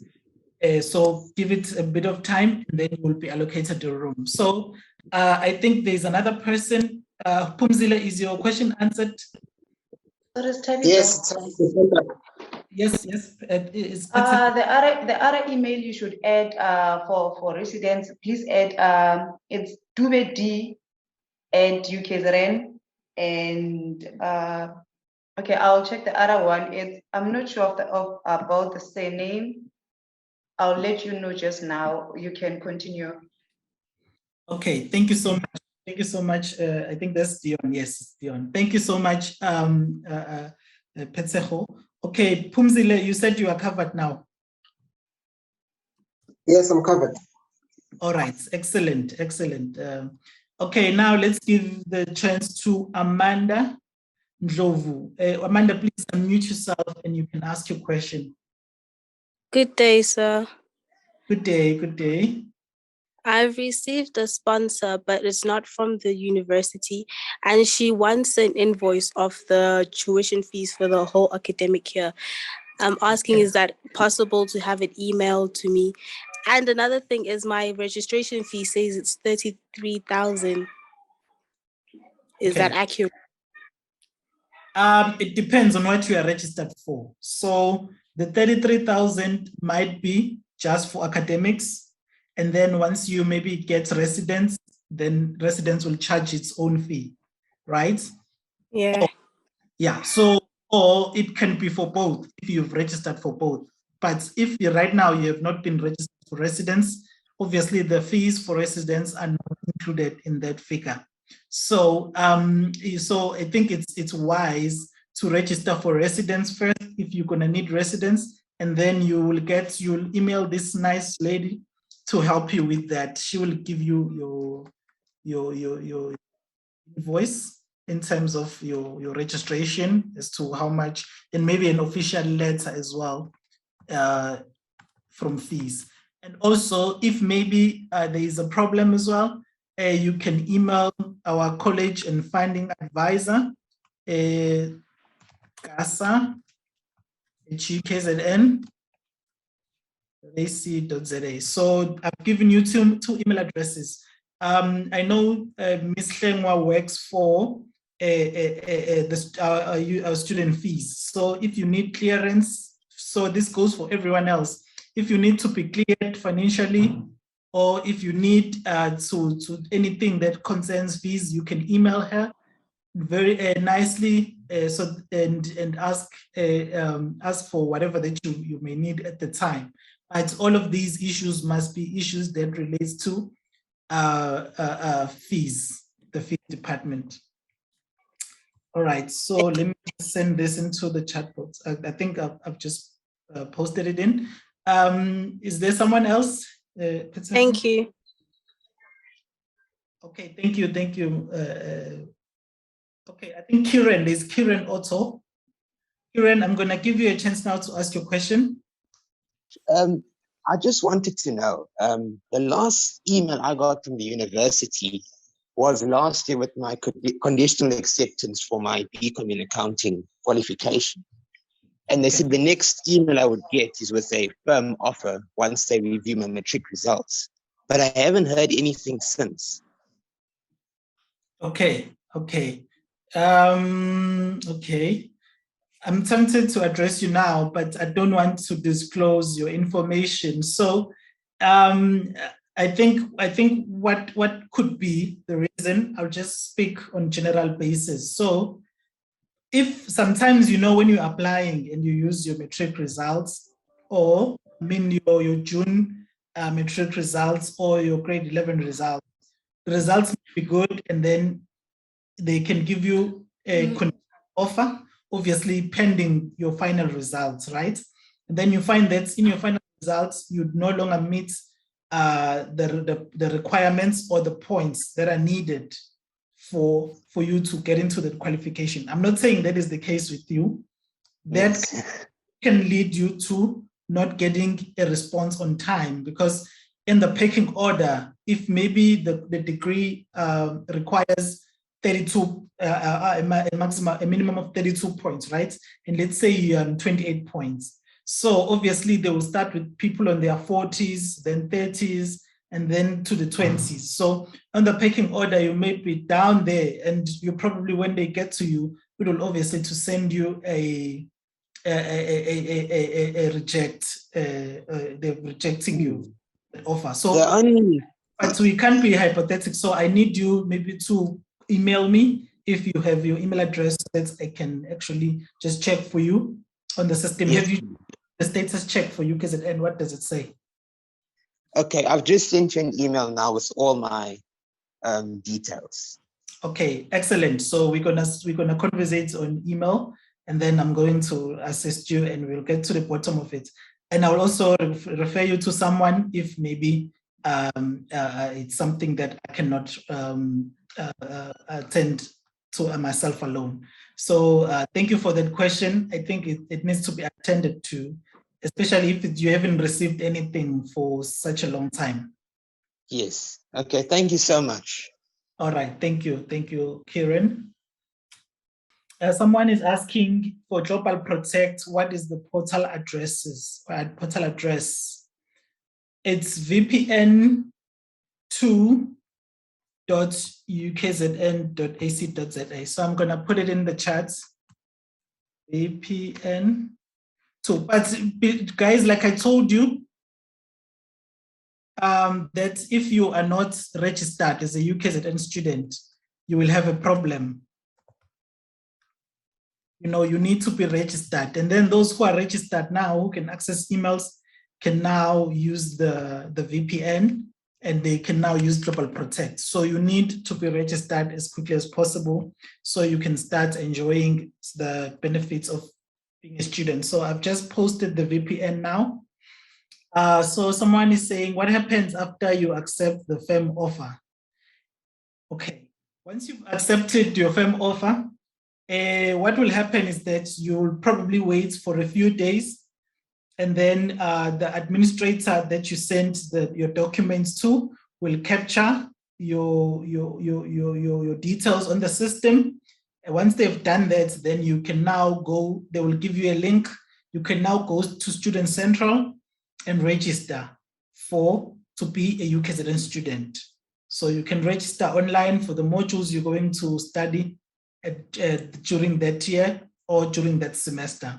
So that's what happens after a FEM offer. A FEM offer, you get notification to register. Once before you can register though, you need to pay the registration fee, and then you can now register academically. If you have NSFAS and NSFAS have confirmed your funding, you do not need to pay the registration fee. The NSFAS will pay that for you. However, if you did apply for NSFAS, but they have not confirmed your funding, I recommend that you pay the registration fee so that you become the UKZN student. And then at a later date, when NSFAS confirm your funding, you will be able to apply for a refund, and then the money will be returned to you or the person who paid it.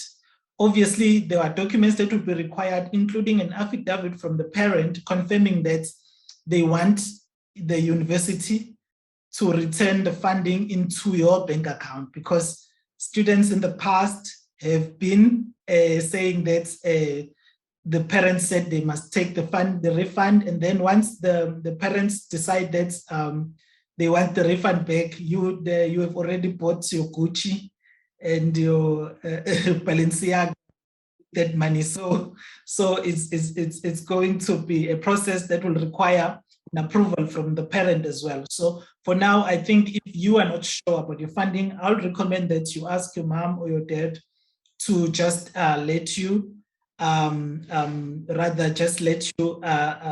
register by paying for you, and then later you can always ask for that refund. Okay, I see there's a hand up. I'm not sure who it is, so I'm going to check very quickly. Okay, Steffi, so while you're checking, in terms of change of mind, the students should just type change of mind at UKZN at your browser, and then you type change of mind at UKZN, and then you click on the change of mind student academic administration, and it's gonna show you all the details. First, you'll have to download the document, and then after that, you'll see all the details that needs to be filled in. And if you scroll down, it's gonna show you for each and every school or department who you should contact or who you should email. So from Bachelor of Law, Bachelor of Administration, each and every degree, it has an email of someone who you should contact or who you should email when you want to submit your change of mind.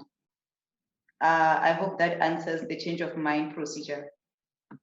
Yes, I think you've said it so well, but I was hoping I could perhaps show it on screen so that some of the things that we are talking about, the students can see. So I'm gonna just try and go into. Yes, you can share your screen and so that people can see what we are talking about. Okay, that could also help.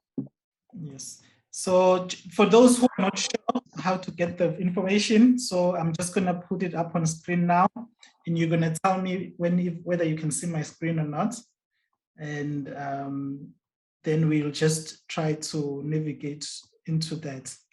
So I will show you what Peteho was talking about. Can you see my screen, Peteho, and everyone else? Yes, I can.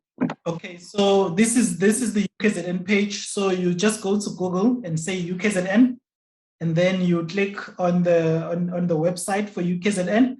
This is the first thing you will see. Oh, good. I think when you start sharing, it doesn't want to be shared.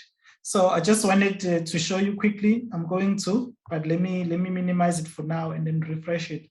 I'm going to show you quickly. I'm not gonna click anything, just to show you where you need to click. So you're gonna go to the UKZN page.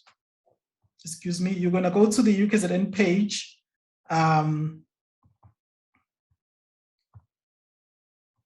Sorry about that. You are going to go to the UKZN page and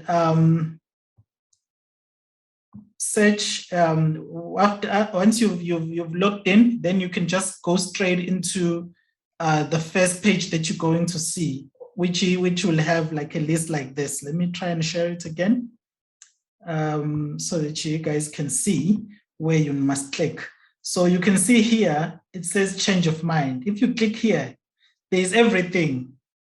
All you need to is to read there. So there's information on the people you need to send the form to. You need to check the college. So if you are doing one of the qualifications that we're discussing today, or you're under the College of Law and Management Studies, you'll see there's a list of people, UKZN staff that you need to send these documents to.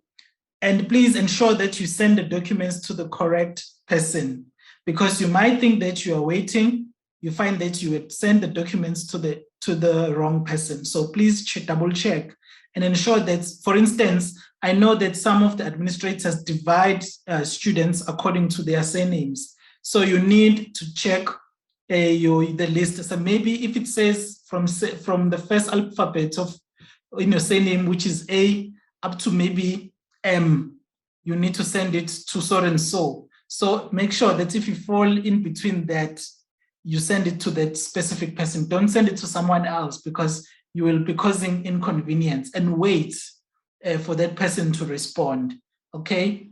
And then if they don't respond, what do you do? I think that should be the question. Because you guys don't want to ask me questions, I'm gonna ask you. So Kiran, if someone doesn't respond, what do you do, say? Do you give up? Do you cry? What do you do if someone doesn't respond to your email? Personally, I've been sending an additional email to follow up and see what's their response. Okay, that's good. That's good. You know what you do? You go to the same old email that you had sent with all the documents, you press reply on it.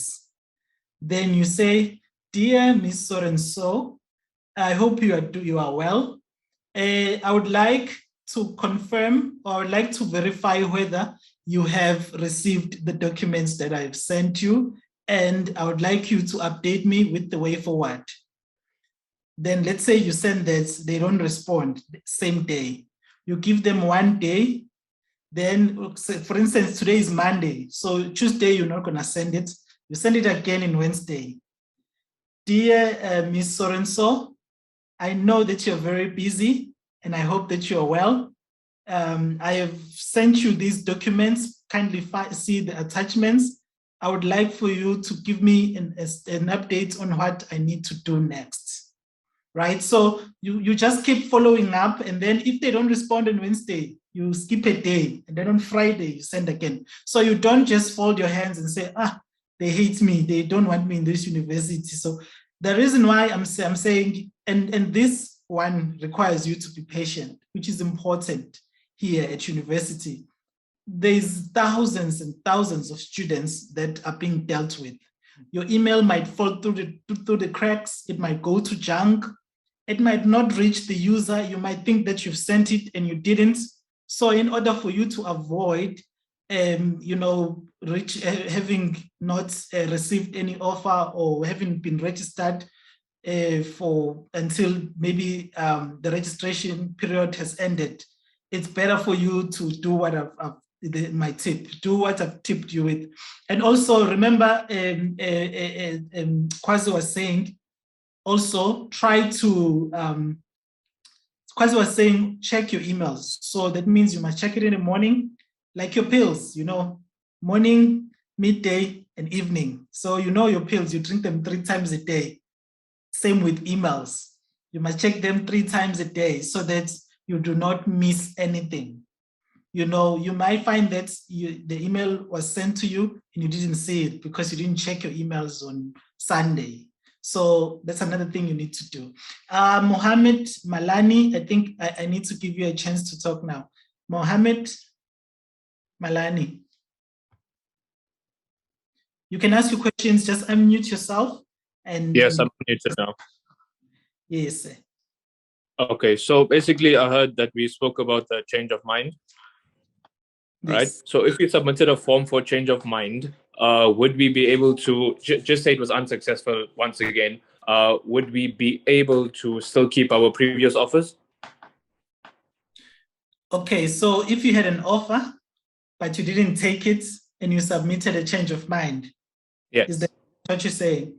Yes, so you've got an offer, you've got a firm offer, but you submitted a change of mind. Just it's out of saying, just trying one more time, if you want to call it. Yes. Would you lose that firm offer that your second choice, basically? You know, when they give you an offer, they tell you you must respond within 3 days. So my recommendation is that within the 3 days you accept the offer, but you still send through the change of mind. Okay, so I should accept and send my accept change the of mind. offer. Yes, accept it. Still change it. Just still send through the change of mind. If they have the space, they will give you another offer, and then you'll just choose which one you. So you're basically just holding a place. I understand. Yes, you're holding. My next question follows on with that. So I'm sitting with the registration screen in front of me. It has something here. Well, it's BCom accounting. It has something here called timetable blocks. I don't know what to select. Okay, so with the timetable blocks, it's very easy. You see there's different letters. Yes. Right.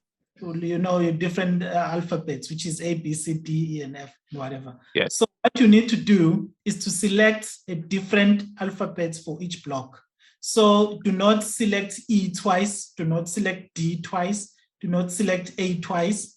Just select randomly, but make sure that they are not the same. That's scattered. Okay, perfect. Yes, and it also says you must choose all modules from this group. Choose all modules. So it's just literally telling me to choose all the modules. I don't understand how that works. So what you need to do is you must know what, since you are doing BCom accounting. Yes, accounting, You must know that you're doing 5 modules in semester 1 and 5 modules in semester 2. That's if you are in mainstream, right? Yes, that's yes. Exactly. So so you need to go to the handbook, which is, I think, something that you're going to discuss tomorrow, though. Tomorrow, yes. Book to see what modules are you supposed to be registered for, because sometimes, because we know we work with technology, so sometimes you may find that some of the modules that appear there, you are not supposed to do them. So the best way to do it is just to get your handbook, check a list of modules that are under curriculum or under your qualification for first year, then register all of those, then leave everything else out. Not those modules. So tomorrow when we discuss that, then I can obviously get more clarity on that. Yes, if I'm not mistaken, Petseho, are we discussing the handbook tomorrow, is it? Yes, that's correct. Fantastic. So don't rush it now. Just wait for tomorrow. Perfect. And then we can do that. And then maybe later, if you are still not convinced, the mentor can also just oversee the whole thing, because mentors who are mentoring in your group also did become accountants. So they are familiar with the tools. Yes. So I can leave this page open and submit my change of mind, and we can see what happens there. And other than that, you say I should just accept BCom accounting and submit my change of mind. Yes. I recommend that, because that means, you know, for where you got an offer, that means you are actually you qualify 100%. Yes, 100%. But where you are still looking, you know, it might go either way. So the smart way to do it is just to it's a gray area. I got you. The gray area. Yeah, exactly. So you don't want to. Perfect. So I'll complete the screen tomorrow when we sit with the handbook. Thank you so much. Thank you for your time. No problem. You are welcome. Anyone else with a question? Thank you. Let me check just real quick. If you have already registered for modules that are not required, what do you do? Hey, you cry and run away. No, I'm joking, guys. What you do is there is a form that we will give you, or the mentors will give you. It's called a change of curriculum form. It's for removing and adding modules. So if you have missed modules and you did not put them and you've already accepted your registration, it's easy. You can complete that form, or you can do it online as well, if I'm not mistaken, and do something called a change of curriculum. But there's also a form that you can complete and then send it to the administrator to do it manually for you. especially if a module is not appearing online. So it's always good to do it manually. But however, if you have already done it and you know that the module was available online, just go back to the Student Central and click on change of curriculum and try to register again. And then they will approve that registration later, and then you will be fine. So the best option for you guys right now is to ensure that all the modules that you're registered for are correct for the program that you're doing. You do not follow friends here in university. Everyone is working their own part, unless you are doing the same program. So you just need to be very, very careful in terms of your registration. Okay, so someone is saying, I've requested assistance with my registration for choosing a major. I didn't receive assistance from Friday. What can I do? My registration is now blocked.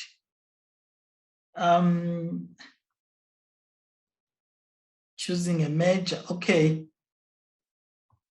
Let's check who is that.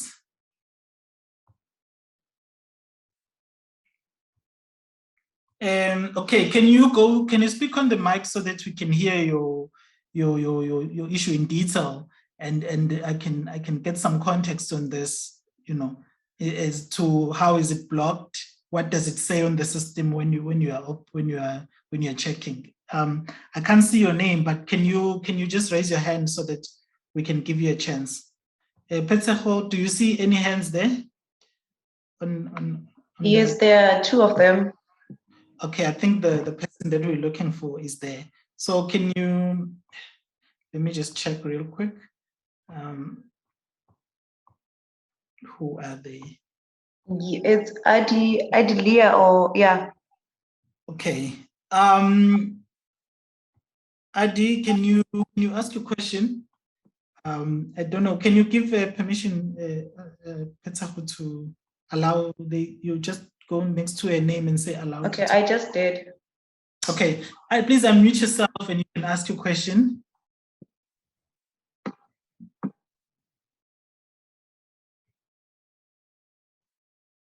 The person is no longer there.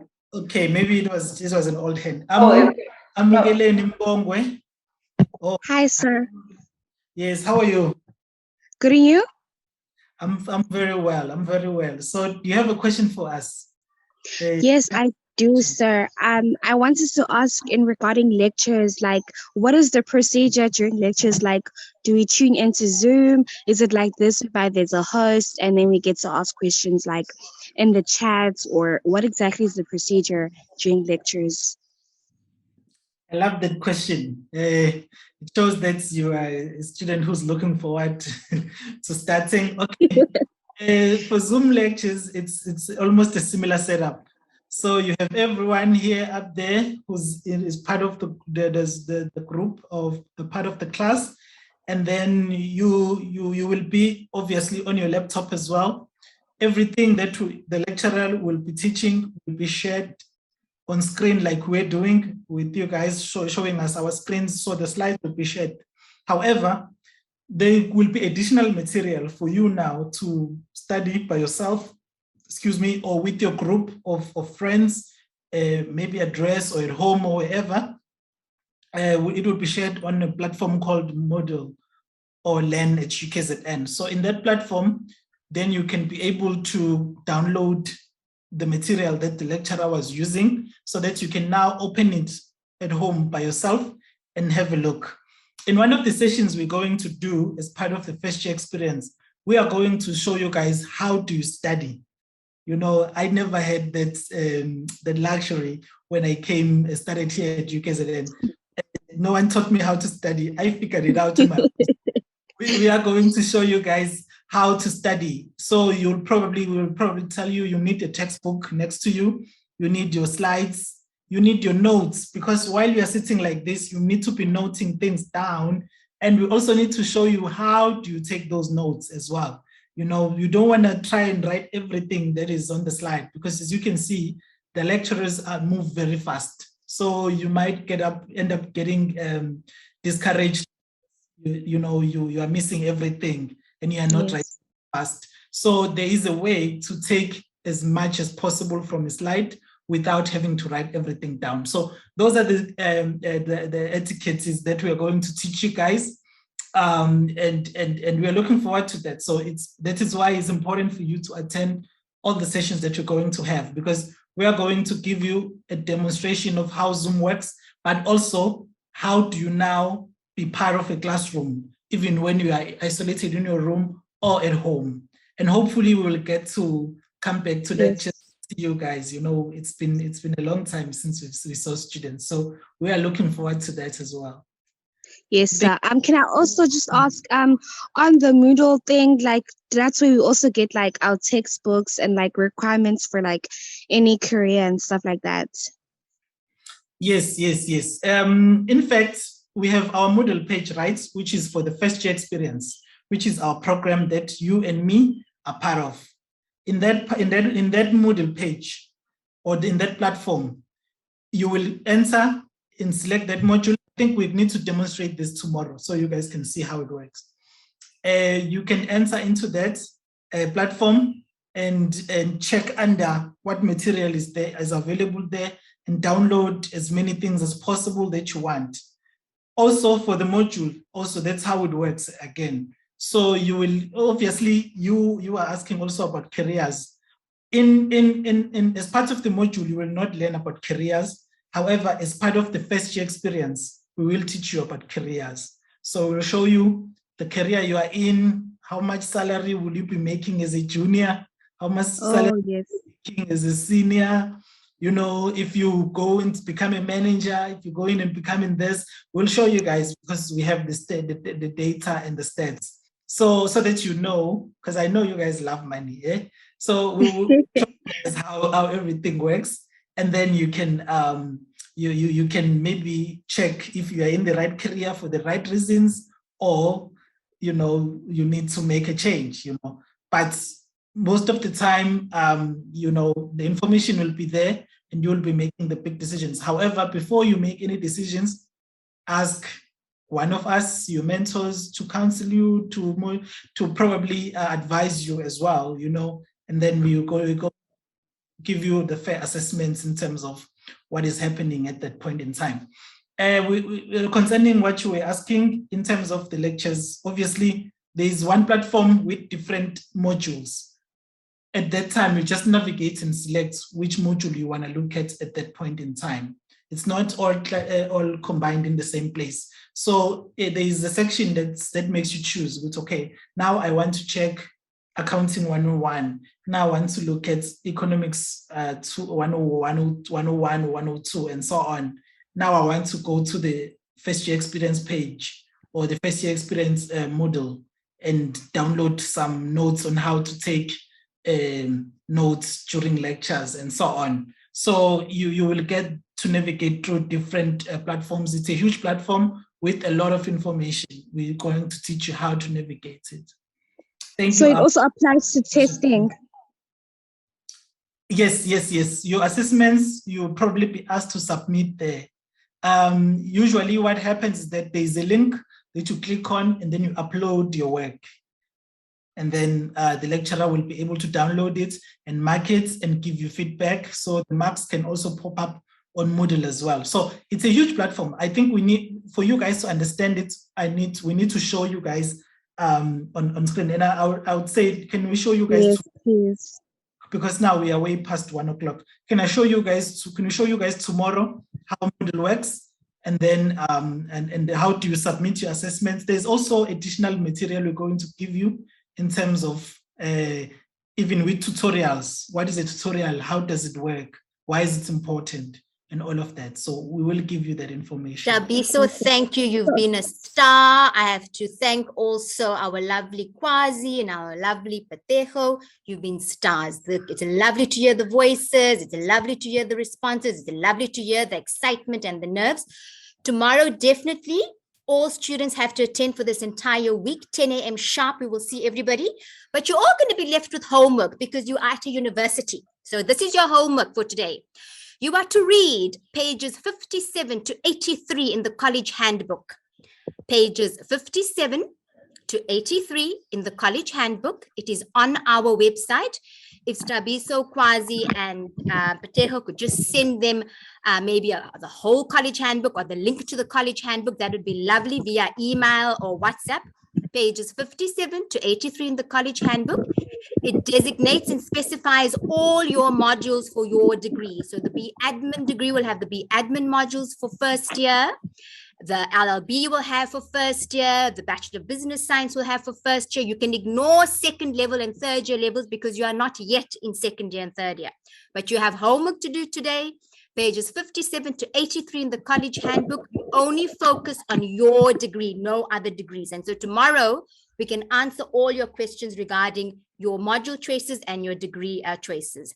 Thank you, Stabiso, Rakshika, Hazel, Kwazi, and Patejo. You are stars. We'll see you tomorrow morning at 10 a.m. And to all the lovely first years, enjoy your lunch and enjoy your homework.